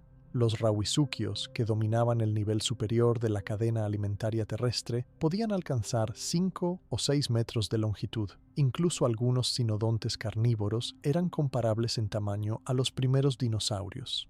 ¿Qué tenían entonces estos pequeños reptiles que les permitiría eventualmente superar a sus competidores más grandes y establecidos? La respuesta radica en una combinación de características anatómicas, fisiológicas y posiblemente comportamentales que les daban ventajas en las condiciones cambiantes del Carniense. La postura erguida de los dinosaurios, ya mencionada anteriormente, era crucial. En los pantanos y ambientes húmedos que se expandían durante el Carniense, la capacidad de moverse eficientemente sobre terreno irregular, embarrado y a menudo inestable era importante. Las patas de los dinosaurios, posicionadas directamente bajo el cuerpo, les permitían mantener el equilibrio y la agilidad incluso en condiciones difíciles. Los dinosaurios también tenían un sistema respiratorio potencialmente más eficiente que muchos otros reptiles. Evidencia de los dinosaurios posteriores, particularmente los terópodos carnívoros, sugiere que tenían sistemas de sacos aéreos similares a los de las aves modernas. En este sistema, el aire fluye en una dirección a través de los pulmones rígidos, primero llenando sacos aéreos posteriores, luego pasando a través de los pulmones donde ocurre el intercambio de gases y finalmente siendo expulsado desde sacos aéreos anteriores. Este diseño de flujo unidireccional es más eficiente que el sistema de flujo bidireccional de los mamíferos y la mayoría de los otros reptiles, donde el aire entra y sale por el mismo camino. Si los primeros dinosaurios ya tenían sacos aéreos o los desarrollaron más tarde es tema de debate, pero la anatomía de sus vértebras sugiere que al menos algunos linajes tempranos tenían invasiones neuméticas, espacios de aire dentro de los huesos conectados al sistema respiratorio. Un sistema respiratorio más eficiente habría permitido a los dinosaurios sostener niveles de actividad más altos por periodos más prolongados, dándoles ventaja tanto en la caza como en evitar depredadores. El metabolismo de los dinosaurios es otra área de intensa investigación y debate. Los reptiles modernos son en su mayoría ectotérmicos, dependiendo de fuentes externas de calor para regular sus temperaturas corporales. Los mamíferos y aves son endotérmicos, generando calor metabólico internamente para mantener temperaturas corporales constantes y elevadas. Los dinosaurios, siendo los ancestros de las aves, probablemente tenían metabolismos que caían en algún punto entre estos extremos, aunque exactamente dónde varía entre los diferentes grupos de dinosaurios. Incluso una endotermia parcial habría proporcionado ventajas significativas. Durante el Carniense, las temperaturas globales eran altas, pero las condiciones nubladas y lluviosas constantes habrían reducido la insolación solar disponible para el calentamiento basálico. Los reptiles ectotérmicos tradicionales habrían tenido dificultades para alcanzar y mantener temperaturas corporales operativas en estas condiciones. En contraste, los dinosaurios con metabolismos más activos habrían sido menos dependientes del sol para calentar sus cuerpos, permitiéndoles ser activos durante periodos más largos cada día y en una gama más amplia de condiciones climáticas. El tamaño corporal relativamente pequeño de los primeros dinosaurios también puede haber sido ventajoso durante el Carniense. Los animales más pequeños requieren menos alimento absoluto que los animales grandes, aunque generalmente necesitan más alimento por unidad de peso corporal. Durante periodos de disrupciones ecológicas, cuando la disponibilidad de presas es impredecible, ser pequeño puede ser ventajoso porque es más fácil satisfacer las necesidades calóricas mínimas. Los grandes rauisuquios depredadores necesitaban capturar presas grandes regularmente para sostener sus metabolismos. Si las poblaciones de presas grandes disminuían durante las disrupciones del Carniense, estos grandes depredadores habrían sufrido. Los pequeños dinosaurios, por otro lado, podían alimentarse de una variedad más amplia de presas, incluyendo grandes insectos, pequeños vertebrados y posiblemente material vegetal. Esta flexibilidad dietética les habría ayudado a sobrevivir periodos cuando tipos específicos de presas eran escasos. Algunos de los primeros dinosaurios tenían dientes que sugerían dietas omnívoras, capaces de procesar tanto carne como material vegetal.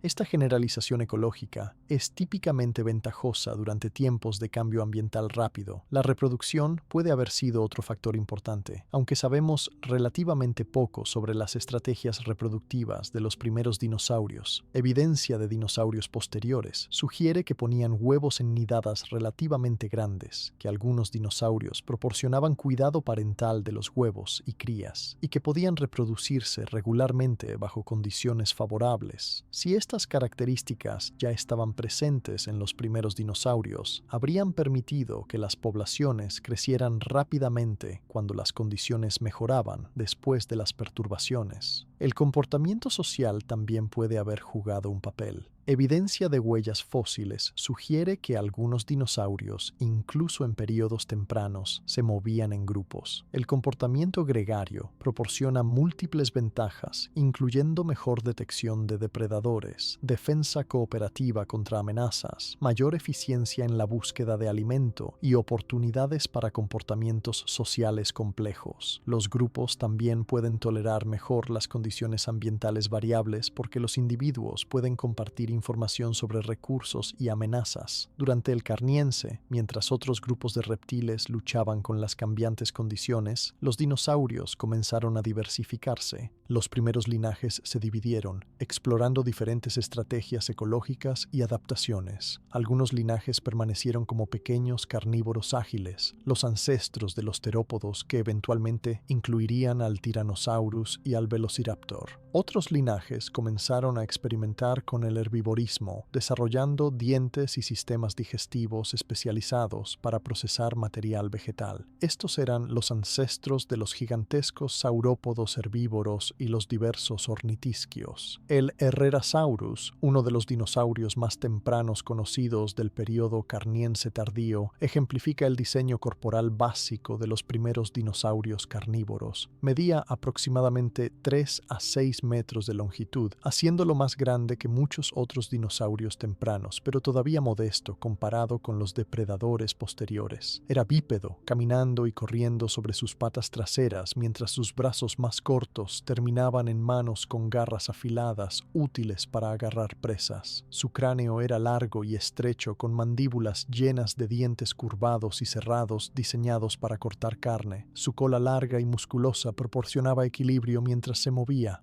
El Eoraptor, otro dinosaurio temprano del mismo período y región, era considerablemente más pequeño, aproximadamente 1 metro de longitud. Su dentición mezclaba características carnívoras y herbívoras, con algunos dientes en forma de hoja adecuados para cortar plantas y otros más afilados y curvados para capturar presas animales. Esto sugiere que el Eoraptor era omnívoro, una estrategia flexible que habría sido ventajosa en los ecosistemas cambiantes del Carniense. Los dinosaurios prosaurópodos, los primeros herbívoros grandes dentro del linaje de los dinosaurios, aparecieron hacia el final del Carniense o poco después. Estos animales, ancestros de los gigantescos saurópodos posteriores, todavía eran relativamente modestos en tamaño, típicamente 3 a 6 metros de longitud. Podían caminar tanto sobre 2 patas como sobre 4, aunque probablemente pasaban la mayor parte del tiempo en una postura cuadrúpeda cuando se alimentaban. Sus cuellos eran más largos que los de sus ancestros carnívoros, permitiéndoles alcanzar vegetación más alta. Sus dientes eran en forma de hoja con bordes cerrados, adecuados para cortar material vegetal. La transición al herbivorismo era un paso evolutivo significativo para los dinosaurios. Las plantas son abundantes, pero nutricionalmente pobres comparadas con la carne, especialmente las plantas del Triásico que carecían de las estructuras reproductivas ricas en energía. frutas y semillas de las angiospermas posteriores. Los herbívoros deben consumir grandes cantidades de material vegetal y procesarlo extensivamente para extraer suficientes nutrientes. Esto requiere adaptaciones especializadas, incluyendo dientes para cortar y triturar plantas, tractos digestivos largos con cámaras de fermentación donde bacterias simbióticas descomponen la celulosa, y a menudo comportamientos como la coprofagia o la regurgitación y remasticación del alimento. Los primeros dinosaurios herbívoros probablemente desarrollaron algunas de estas adaptaciones, aunque de formas menos especializadas que sus descendientes posteriores. Pueden haber tenido gastrolitos, piedras tragadas que permanecían en el estómago o molleja y ayudaban a moler material vegetal mecánicamente, compensando la trituración dental incompleta. Pueden haber tenido tasas metabólicas más bajas que los carnívoros, permitiéndoles sobrevivir con la energía relativamente escasa proporcionada por la vegetación, y ciertamente habrían albergado comunidades de microorganismos simbióticos en sus tractos digestivos que ayudaban a descomponer las paredes celulares de las plantas. El surgimiento de los dinosaurios herbívoros abrió nuevas dimensiones en los ecosistemas terrestres, crearon nuevas conexiones en las redes alimentarias, convirtiendo la productividad primaria de las plantas en biomasa animal, que podía entonces sostener a depredadores. También afectaban a las propias plantas mediante el herbivorismo selectivo, favoreciendo algunas especies de plantas sobre otras y potencialmente impulsando la evolución de defensas vegetales contra el herbivorismo. Sección 8 de 10. La lluvia continuaba. Año tras año, siglo tras siglo, milenio tras milenio, las nubes cargadas de humedad descargaban su contenido sobre Pangea. Para los humanos, acostumbrados a pensar en términos de días, semanas y años, es difícil comprender verdaderamente lo que significaban 3 millones de años de lluvia persistente. Era un tiempo más largo que toda la historia de la especie humana. Era un tiempo suficiente para que las especies evolucionaran, se diversificaran y se extinguieran. Era un tiempo durante el cual el planeta experimentó una transformación fundamental. El paisaje que emergía de este diluvio prolongado era irreconocible comparado con lo que había existido antes. Los vastos desiertos interiores de Pangea, que habían permanecido prácticamente sin vida durante millones de años, ahora estaban completamente inundados o transformados en extensos pantanos y humedales. Lagos del tamaño de mares interiores ocupaban las cuencas más bajas. Ríos poderosos cortaban cañones profundos a través de las tierras altas, transportando sedimentos que se depositaban en deltas masivos en las costas. La vegetación cubría ahora vastas áreas que anteriormente habían sido estériles. Bosques de coníferas crecían en las regiones mejor drenadas. Matorrales de helechos y colas de caballo dominaban las zonas pantanosas. Las cícadas y gingos salpicaban el paisaje. La cantidad total de biomasa vegetal en el planeta había aumentado dramáticamente y con ella la capacidad de los ecosistemas terrestres para sostener vida animal. Los animales se adaptaban a este nuevo mundo de maneras diversas. Algunos grupos prosperaban, expandiendo sus rangos y diversificándose en nuevas especies. Otros luchaban, viendo sus poblaciones disminuir a medida que sus hábitats preferidos desaparecían o cambiaban más allá del reconocimiento. Y algunos, incapaces de adaptarse lo suficientemente rápido, se extinguían por completo. Los dicinodontes, aquellos herbívoros parecidos a mamíferos que habían sido tan diversos durante el Pérmico y el Triásico temprano, enfrentaban desafíos crecientes. Muchas especies estaban adaptadas a ambientes relativamente secos con vegetación estacional. El aumento de la humedad y los cambios en la composición de la vegetación los afectaban negativamente. Algunas especies de dicinodontes se extinguieron durante el Carniense, aunque el grupo en su conjunto persistió hasta el final del Triásico. Su declive creaba oportunidades para otros herbívoros, incluyendo a los dinosaurios herbívoros emergentes. Los rauisuchios, los principales depredadores del Triásico medio, también enfrentaban dificultades. Como depredadores de nivel superior, dependían de poblaciones saludables de presas herbívoras grandes. A medida que los dicinodontes y otros herbívoros declinaban o cambiaban sus distribuciones, los rauisuchios tenían que adaptarse o sufrir. Además, su fisiología ectotérmica los hacía dependientes de las condiciones soleadas para mantener temperaturas corporales activas. Las condiciones nubladas y lluviosas persistentes del Carniense habrían reducido las oportunidades para el calentamiento basálico. Los aetosaurios, con sus armaduras pesadas y dietas omnívoras o herbívoras, parecían estar mejor adaptados a las condiciones del Carniense. Sus poblaciones pueden haber aumentado inicialmente con la expansión de los hábitats húmedos que favorecían. Sin embargo, a largo plazo, la competencia con los dinosaurios herbívoros emergentes eventualmente los afectaría. Hacia el final del Triásico, los aetosaurios también desaparecerían, dejando a los dinosaurios como los principales megaherbívoros terrestres. Los sinodontes, aquellos pequeños reptiles similares a mamíferos que eran los ancestros de los verdaderos mamíferos, generalmente prosperaban durante el Carniense. Su pequeño tamaño, metabolismos activos, aislamiento peludo y dietas flexibles los hacían bien adaptados para los ambientes cambiantes. Vivían en madrigueras, troncos huecos y otros refugios que los protegían de las lluvias excesivas. Cazaban insectos, pequeños vertebrados y posiblemente consumían material vegetal como frutas y semillas. Su éxito durante este periodo sentaría las bases para la eventual aparición de los verdaderos mamíferos. Los fitosaurios, como depredadores acuáticos, encontraban el Carniense particularmente favorable. La proliferación de lagos, ríos y pantanos les proporcionaba abundante hábitat. Sus poblaciones crecían y se diversificaban en múltiples especies con diferentes tamaños y especializaciones de dieta. Algunos fitosaurios tenían hocicos largos y delgados, llenos de dientes pequeños y numerosos, adecuados para capturar peces pequeños y ágiles. Otros tenían hocicos más cortos y robustos, con dientes grandes, permitiéndoles capturar y mantener presas más grandes, incluyendo otros reptiles. Los temnospóndilos anfibios también prosperaban en los ambientes húmedos. Alcanzaban tamaños impresionantes durante el Triásico, con algunos individuos superando los 4 metros de longitud. Estos gigantes anfibios dominaban las aguas dulces de lagos y ríos, ocupando nichos ecológicos similares a los cocodrilos modernos. Sin embargo, a diferencia de los cocodrilos, los temnospóndilos nunca alcanzaron el mismo nivel de eficiencia terrestre.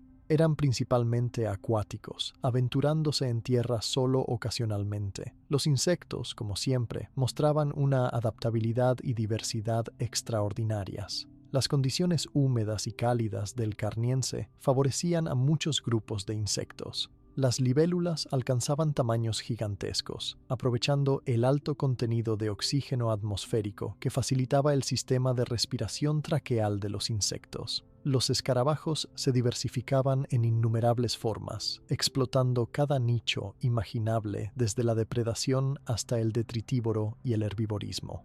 Las termitas primitivas comenzaban a evolucionar, desarrollando la capacidad de digerir madera mediante simbiontes microbianos en sus intestinos. Los hongos también prosperaban en el ambiente húmedo. La descomposición de la enorme cantidad de materia orgánica que se acumulaba en los pantanos y bosques requería los servicios de hongos y bacterias descomponedores. Los hongos filamentosos se extendían a través del suelo y la hojarasca, secretando enzimas que descomponían la celulosa, lignina y otras moléculas orgánicas complejas. Los hongos de sombrero producían cuerpos fructíferos que liberaban esporas al aire, dispersándose a nuevas ubicaciones. Los hongos micorrízicos formaban asociaciones simbióticas con las raíces de las plantas, ayudándolas a absorber nutrientes del suelo a cambio de azúcares producidos por fotosíntesis. Las bacterias, aunque invisibles a simple vista, desempeñaban roles críticos en los ecosistemas del Carniense. Las bacterias del nitrógeno fijaban nitrógeno atmosférico en formas que las plantas podían utilizar, proporcionando este nutriente esencial que a menudo limitaba el crecimiento vegetal. Las bacterias desnitrificantes realizaban el proceso opuesto, convirtiendo nitratos de nuevo en nitrógeno gaseoso. Las bacterias descomponedoras descomponían materia orgánica, liberando nutrientes de nuevo al ambiente. Y en las zonas anóxicas de los pantanos y fondos de lagos, bacterias anaeróbicas metabolizaban sin oxígeno, produciendo subproductos como metano y sulfuro de hidrógeno. El metano producido por estas bacterias en los pantanos del Carniense habría sido liberado a la atmósfera, donde actuaba como un gas de efecto invernadero adicional. Aunque la cantidad total de metano de los pantanos era probablemente pequeña comparada con el dióxido de carbono de las erupciones volcánicas, aún contribuía al calentamiento global. Los pantanos modernos y arrozales son fuentes significativas de metano atmosférico, y los pantanos del Carniense habrían tenido un efecto similar. A medida que el Carniense progresaba, los sistemas terrestres y marinos gradualmente alcanzaban nuevos estados de equilibrio. Las tasas de erosión y sedimentación, inicialmente aceleradas dramáticamente por el aumento de las precipitaciones, eventualmente se desaceleraban a medida que los paisajes se reajustaban.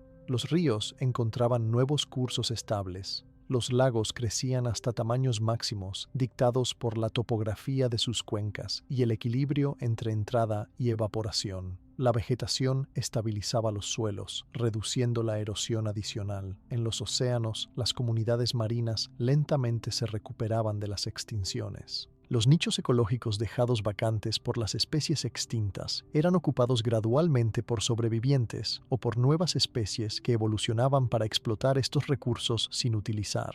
Los arrecifes de coral comenzaban a reconstruirse en algunas áreas, aunque permanecerían menos extensos que antes del Carniense durante varios millones de años. Las poblaciones de amonites que habían sobrevivido comenzaban a diversificarse de nuevo, produciendo nuevas especies con formas de conchas novedosas y adaptaciones ecológicas. Los procesos geoquímicos que removían dióxido de carbono de la atmósfera continuaban operando. La meteorización química acelerada de las rocas consumía dióxido de carbono, convirtiéndolo en iones de bicarbonato que eventualmente se precipitaban como carbonato de calcio en los océanos o eran incorporados en conchas y esqueletos de organismos marinos.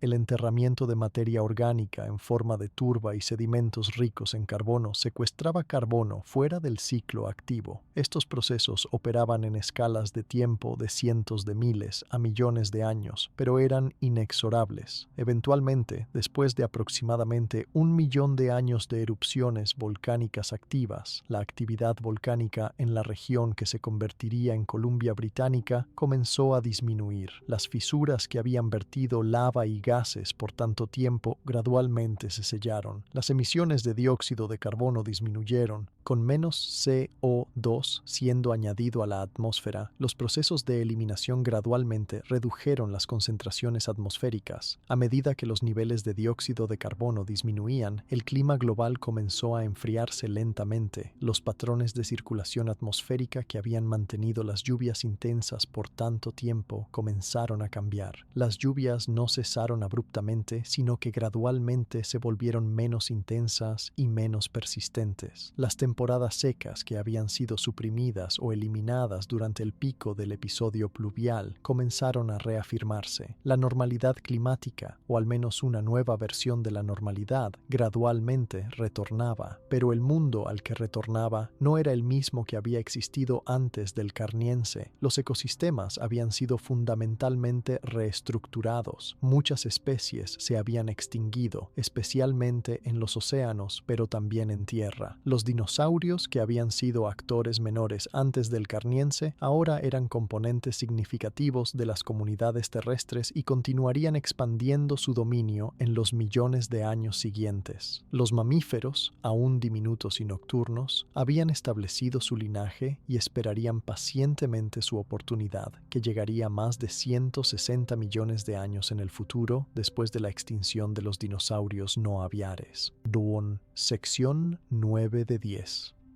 A medida que las lluvias del Carniense finalmente disminuían después de aproximadamente 3 millones de años de duración, la Tierra entraba en un período de transición y recuperación.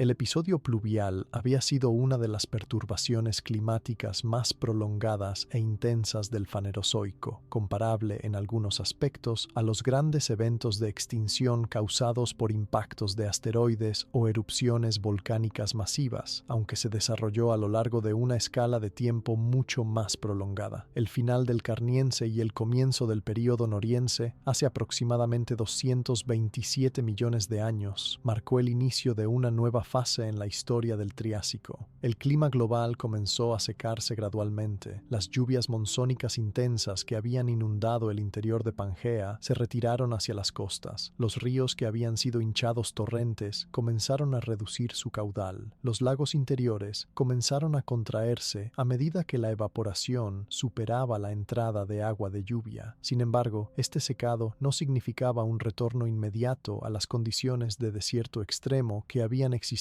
antes del Carniense.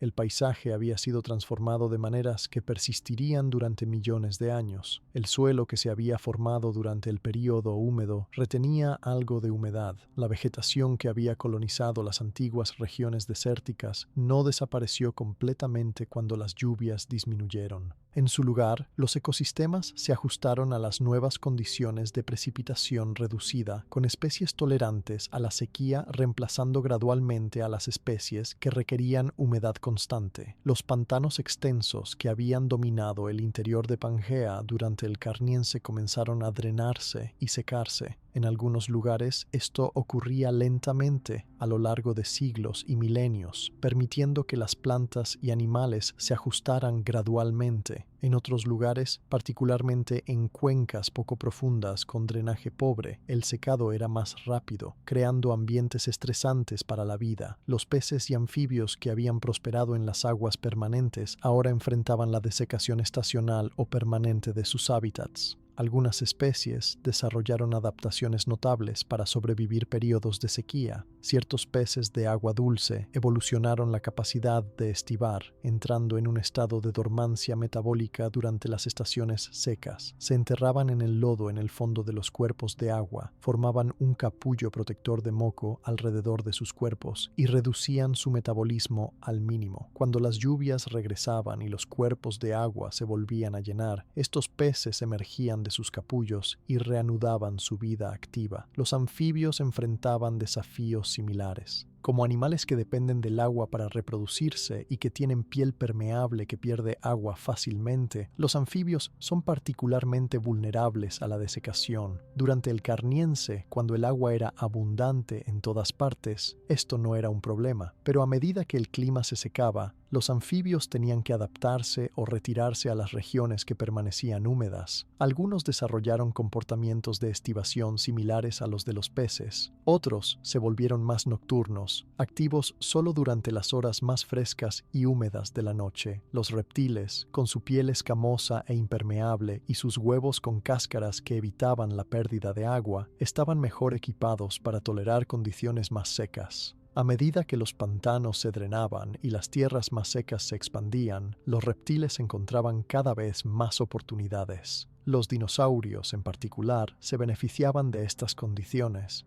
Sus sistemas respiratorios eficientes, su postura erguida y sus adaptaciones para conservar agua los hacían bien adaptados para una amplia gama de ambientes desde húmedos hasta áridos. Durante el Noriense y el período Rético que seguía, los últimos períodos del Triásico, los dinosaurios continuaban diversificándose y expandiéndose. Los terópodos carnívoros evolucionaban en una variedad de formas y tamaños, desde pequeños depredadores del tamaño de pollos hasta bestias formidables de varios metros de longitud. Los prosaurópodos herbívoros crecían en tamaño y diversidad, con algunos alcanzando longitudes de 8 a 10 metros. Estos herbívoros grandes tenían impactos significativos en la vegetación, derribando árboles para alcanzar el follaje alto y creando claros en los bosques con su alimentación intensiva. Los primeros ornitisquios, el linaje de dinosaurios que incluiría a muchos herbívoros famosos como el Triceratops y el Stegosaurus, también aparecían durante este periodo. Estos primeros ornitisquios pterosaurios eran pequeños, a menudo de solo 1 o 2 metros de longitud, y probablemente omnívoros o herbívoros que se alimentaban cerca del suelo. Tenían picos córneos en la punta de sus mandíbulas inferiores, una característica distintiva del grupo que persistiría a lo largo de su historia evolutiva. Los pterosaurios, los reptiles voladores que habían aparecido durante o justo después del Carniense, también se diversificaban. Durante el Triásico tardío, los pterosaurios todavía eran relativamente pequeños, con envergaduras típicamente de menos de 2 metros. Tenían colas largas que terminaban en estructuras con forma de rombo que pueden haber funcionado como timones aerodinámicos. Sus cráneos eran largos con mandíbulas llenas de dientes afilados, sugiriendo dietas basadas en insectos, peces o pequeños vertebrados terrestres. Los cocodrilomorfos, el linaje que eventualmente incluiría a los cocodrilos modernos, comenzaban su larga historia durante el Triásico tardío. Los primeros cocodrilomorfos eran animales pequeños y terrestres, muy diferentes de los grandes depredadores semiacuáticos que asociamos con cocodrilos hoy. Algunos eran corredores ágiles con patas largas y delgadas, adaptados para perseguir presas en tierra firme. Otros eran más robustos y pueden haber tenido hábitos más oportunistas. Solo más tarde en su evolución, los cocodrilomorfos invadirían los ambientes acuáticos y desarrollarían el plan corporal que caracteriza a los cocodrilos modernos. Los rauisuquios y otros arcosaurios no dinosaurios que habían dominado los ecosistemas del Triásico medio continuaban presentes durante el Triásico tardío, pero su diversidad y abundancia estaban declinando. Los dinosaurios gradualmente los superaban, asumiendo más y más de los roles ecológicos disponibles. Este reemplazo no era una competencia directa donde los dinosaurios activamente desplazaban a otros grupos. En su lugar era un proceso más sutil donde los dinosaurios se reproducían con mayor éxito, colonizaban nuevos hábitats más efectivamente y se recuperaban más rápidamente de las perturbaciones ambientales. Las razones exactas del éxito de los dinosaurios sobre otros grupos de arcosaurios siguen siendo objeto de investigación y debate entre paleontólogos. Probablemente no fue un solo factor, sino una combinación de características anatómicas, fisiológicas y ecológicas que les daba ventajas. La postura erguida, el sistema respiratorio eficiente, el metabolismo activo, la reproducción efectiva, el comportamiento social y la flexibilidad ecológica probablemente todos contribuían. En los océanos, la recuperación de las extinciones del Carniense continuaba durante el Triásico tardío. Los arrecifes de coral gradualmente se expandían de nuevo, aunque no alcanzarían la extensión y complejidad de los arrecifes del Jurásico posterior por varios millones de años más. Los amonites se diversificaban en nuevas formas, algunas con conchas estrechamente enrolladas y otras con formas más sueltas o incluso desenrolladas. Los ictiosaurios reptiles marinos alcanzaban su mayor diversidad durante el Triásico tardío, con especies que variaban desde pequeños comedores de invertebrados hasta grandes depredadores que se alimentaban de peces y otros reptiles marinos. Los plesiosaurios, otro grupo importante de reptiles marinos, aparecían durante el Triásico tardío. Estos animales tenían cuerpos anchos y rechonchos con 4 aletas grandes que usaban para volar bajo el agua mediante movimientos de remo. Algunos plesiosaurios tenían cuellos largos con cabezas pequeñas, mientras que otros tenían cuellos cortos y cabezas grandes. Ocupaban una variedad de nichos ecológicos en los ecosistemas marinos mesozoicos. Los tiburones del Triásico tardío incluían formas tanto primitivas como más derivadas.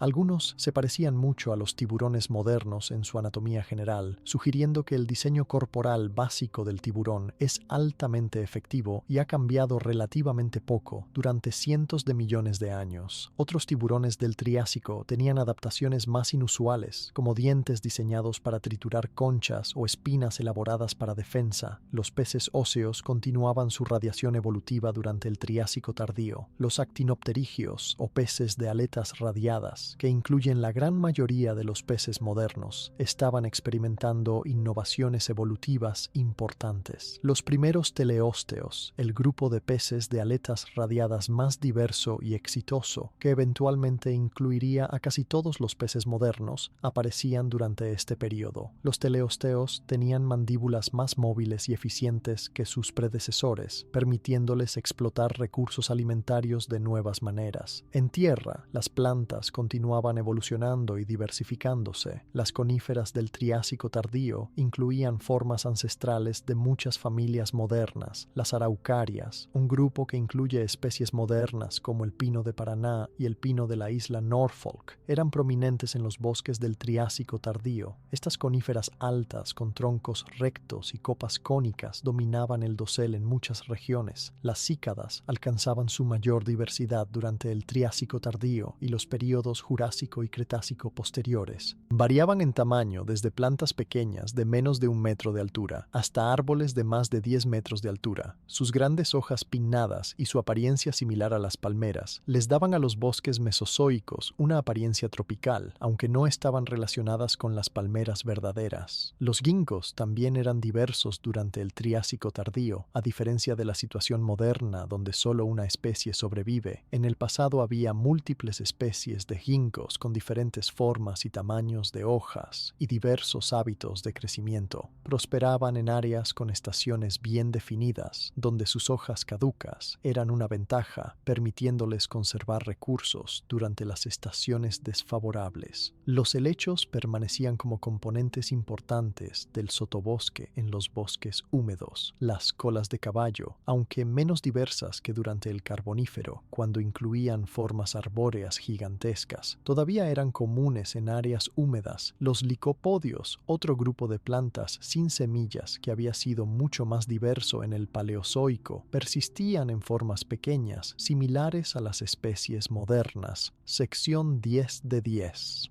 El episodio pluvial del Carniense finalmente llegó a su fin, pero su legado persistiría durante millones de años y hasta el día de hoy. Las transformaciones que desencadenó en los ecosistemas terrestres y marinos de la Tierra establecieron las condiciones para el resto del Mesozoico, la era de los dinosaurios. Sin el Carniense, la historia de la vida en la Tierra habría sido fundamentalmente diferente. Antes del Carniense, los dinosaurios eran un grupo menor de reptiles, superados en diversidad y abundancia por otros arcosaurios y terápsidos. Las disrupciones ecológicas causadas por el episodio pluvial crearon oportunidades que los dinosaurios aprovecharon de manera más efectiva que muchos otros grupos. Sus adaptaciones particulares, ya sean anatómicas, fisiológicas o comportamentales, les permitieron no solo sobrevivir al Carniense, sino prosperar durante y después de él. Después del Carniense, los dinosaurios entraron en una fase de rápida diversificación y expansión. Durante el Triásico tardío, el Jurásico y el Cretácico, los dinosaurios evolucionarían en una asombrosa variedad de formas. Los saurópodos herbívoros alcanzarían tamaños nunca antes vistos en animales terrestres, con especies como el Argentinosaurus alcanzando longitudes de más de 30 metros y pesos de más de 70 toneladas. Los terópodos carnívoros variarían desde diminutos comedores de insectos del tamaño de palomas hasta depredadores ápice como el Tyrannosaurus rex de 8 toneladas. Los ornitisquios herbívoros se diversificarían en grupos espectaculares, incluyendo los estegosaurios con placas en sus espaldas, los anquilosaurios acorazados, los ceratópsidos con cuernos y volantes, y los hadrosaurios con picos de pato. Los pterosaurios evolucionarían desde pequeños insectívoros hasta gigantes alados con envergaduras que superaban los 10 metros, y un linaje de pequeños terópodos emplumados eventualmente daría origen a las aves, el único grupo de dinosaurios que sobreviviría a la extinción del Cretácico Paleógeno hace 66 millones de años. El Carniense también tuvo impactos duraderos en los ecosistemas marinos. Las extinciones de aproximadamente 1/3 de los géneros marinos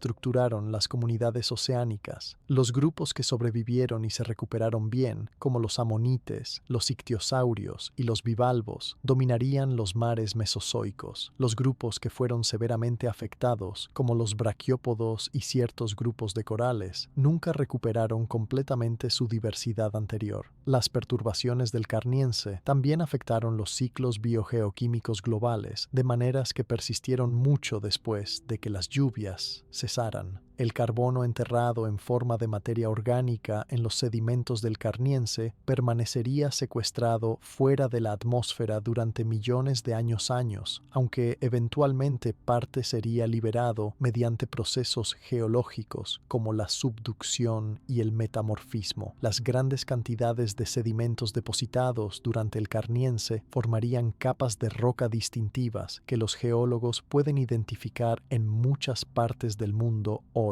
Desde una perspectiva geológica más amplia, el Carniense fue un ejemplo dramático de cómo las erupciones volcánicas pueden impulsar cambios climáticos rápidos y profundos, con consecuencias biológicas significativas. Otros episodios similares han ocurrido a lo largo de la historia de la Tierra. Las erupciones de las trampas siberianas al final del Pérmico causaron el cambio climático que impulsó la peor extinción masiva en la historia de la Tierra. Las erupciones de las trampas del Deccan en la India contribuyeron, junto con el impacto del asteroide, a la extinción de los dinosaurios no aviares al final del Cretácico. Comprender eventos como el episodio pluvial del Carniense es relevante no solo para reconstruir la historia de la vida en la Tierra, sino también para comprender los desafíos climáticos que enfrentamos hoy. Las erupciones volcánicas del Carniense liberaron dióxido de carbono a la atmósfera, causando calentamiento global, acidificación de los océanos y cambios en los patrones de precipitación. Hoy, las actividades humanas están liberando dióxido de carbono a tasas que son geológicamente rápidas, potencialmente tan rápidas o más rápidas que durante algunos eventos volcánicos pasados. Las consecuencias del aumento moderno de CO2 incluyen calentamiento global, acidificación de los océanos, cambios en los patrones de precipitación y disrupciones de los ecosistemas, paralelos inquietantes con eventos pasados como el Carniense. Estudiando cómo los ecosistemas respondieron a perturbaciones climáticas pasadas, podemos obtener perspectivas sobre cómo podrían responder a las perturbaciones actuales y futuras. El pasado, aunque no puede predecir el futuro con certeza, proporciona analogías valiosas y advertencias. El registro geológico del Carniense también ilustra la resiliencia de la vida. A pesar de 3 millones de años de lluvia continua, cambios climáticos extremos y extinciones significativas, la vida no solo sobrevivió, sino que eventualmente prosperó de nuevas maneras. Los dinosaurios surgieron de las disrupciones del Carniense para dominar los ecosistemas terrestres durante más de 160 millones de años. Los ecosistemas marinos se recuperaron y alcanzaron nuevas alturas de diversidad durante el Jurásico y Cretácico. Esta resiliencia no significa que las extinciones no importen. Cada especie que se extingue representa millones de años de historia evolutiva perdida para siempre. Las especies extintas durante el Carniense nunca regresaron. Los ecosistemas que emergieron después del Carniense eran diferentes de los que existían antes, con nuevos actores ocupando los roles ecológicos. La recuperación tomó millones de años, escalas de tiempo inconmensurablemente largas desde una perspectiva humana. Para las criaturas individuales que vivieron durante el Carniense, la tormenta de 3 millones de años era simplemente su realidad normal. Una libélula que vivía durante el pico del episodio pluvial no sabía que sus ancestros millones de años atrás habían vivido en climas más secos. Un pequeño dinosaurio cazando en un bosque húmedo no tenía concepto de que sus descendientes millones de años en el futuro dominarían los ecosistemas globales. Cada generación simplemente vivía, se reproducía y moría, adaptándose lo mejor que podía a las condiciones que enfrentaba. Es a través de la acumulación de innumerables generaciones, cada una haciendo pequeños ajustes y adaptaciones, que la evolución produce transformaciones a gran escala. El ascenso de los dinosaurios no fue el resultado de un plan maestro o destino inevitable, fue el resultado emergente de innumerables interacciones entre organismos individuales y sus ambientes, jugando a lo largo de millones de años bajo condiciones cambiantes. El episodio pluvial del Carniense nos recuerda que la Tierra es un planeta dinámico, donde el cambio es la constante. Los continentes se mueven, los climas cambian, los volcanes entran en erupción, los niveles del mar suben y bajan. La vida debe adaptarse constantemente a estas condiciones cambiantes o enfrentar la extinción. Las especies que sobreviven son aquellas que resultan ser, por las particularidades de su anatomía, fisiología, ecología o comportamiento, adecuadas para las nuevas condiciones. La historia del Carniense también subraya la interconexión de los sistemas de la Tierra. Las erupciones volcánicas en lo que hoy es Columbia Británica afectaron el clima global, que a su vez alteró los patrones de precipitación, lo que transformó los paisajes terrestres, que impactaron los ecosistemas terrestres y también afectaron los océanos mediante cambios en la erosión, escorrentía de sedimentos y circulación oceánica. Los cambios en los océanos afectaron las cadenas alimentarias marinas y causaron extinciones que reestructuraron las comunidades ecológicas por millones de años después.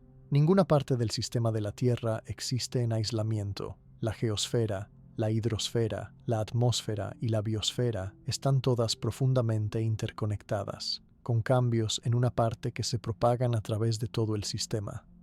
Comprender estas conexiones es crucial tanto para reconstruir el pasado como para predecir y potencialmente mitigar los cambios futuros. A medida que terminamos nuestro viaje a través de la tormenta que duró 3 millones de años, llevamos con nosotros varias lecciones importantes. Primero, que la Tierra ha experimentado cambios climáticos dramáticos en el pasado, algunos causados por procesos naturales como las erupciones volcánicas. Segundo, que estos cambios climáticos han tenido profundas consecuencias para la vida, causando extinciones, pero también creando oportunidades para nuevas formas de vida. Tercero, que la vida es notable en su resiliencia y capacidad para adaptarse y diversificarse incluso después de disrupciones severas, aunque la recuperación toma tiempos geológicamente largos. Cuarto, que grupos que parecen destinados al éxito pueden desaparecer, mientras que grupos menores y aparentemente insignificantes pueden heredar la Tierra. Los Rauisuquios dominaban los ecosistemas terrestres del Triásico Medio, pero se extinguieron al final del Triásico. Los dinosaurios eran actores menores durante el Triásico Medio, pero se convirtieron en los vertebrados terrestres dominantes durante más de 160 millones de años. Las fortunas de los linajes evolutivos pueden cambiar dramáticamente a lo largo del tiempo. Y finalmente, que el pasado tiene mucho que enseñarnos sobre el funcionamiento de nuestro planeta y sobre cómo la vida responde al cambio. El registro geológico es como un archivo gigantesco de experimentos naturales, mostrando qué sucede cuando el clima cambia, cuando las especies se extinguen, cuando nuevos grupos evolucionan. Al estudiar este registro cuidadosamente, podemos obtener perspectivas que son relevantes para los desafíos que enfrentamos hoy. Querido viajero, hemos llegado al final de nuestro viaje a través del episodio pluvial del Carniense, aquella tormenta extraordinaria que duró 3 millones de años y que cambió para siempre el rostro de la Tierra. Espero que esta historia te haya ayudado a apreciar la profunda antigüedad de nuestro planeta, la extraordinaria diversidad de la vida que ha existido a lo largo de su historia y las dinámicas complejas que dan forma a los ecosistemas a lo largo del tiempo profundo. Si disfrutaste este viaje al pasado profundo de la Tierra, por favor, deja tu like en el video, suscríbete al canal para más aventuras a través del tiempo y comparte tus pensamientos en los comentarios. ¿Qué aspecto de la historia del Carniense te pareció más fascinante? Los dinosaurios que comenzaban su ascenso, las extinciones marinas, la transformación de desiertos en pantanos o la escala temporal casi incomprensible de 3 millones de años de lluvia continua. Recuerda que la historia de la vida en la Tierra es también tu historia. Los dinosaurios del Triásico pueden parecer criaturas alienígenas de un mundo desaparecido hace mucho tiempo, pero estamos conectados a ellos a través de millones de generaciones. Los mamíferos pequeños que se escondían de los dinosaurios durante el Carniense eran nuestros ancestros directos. Los ecosistemas que emergieron de las disrupciones del Carniense establecieron el escenario para toda la evolución posterior, incluyendo eventualmente la aparición de nuestra propia especie. Que descanses bien, sabiendo que incluso las tormentas más largas eventualmente pasan, que la vida encuentra maneras de persistir y adaptarse, y que del caos y la disrupción puede surgir diversidad nueva y maravillosa. Buenas noches y hasta nuestro próximo viaje juntos a través del tiempo profundo de nuestro extraordinario planeta.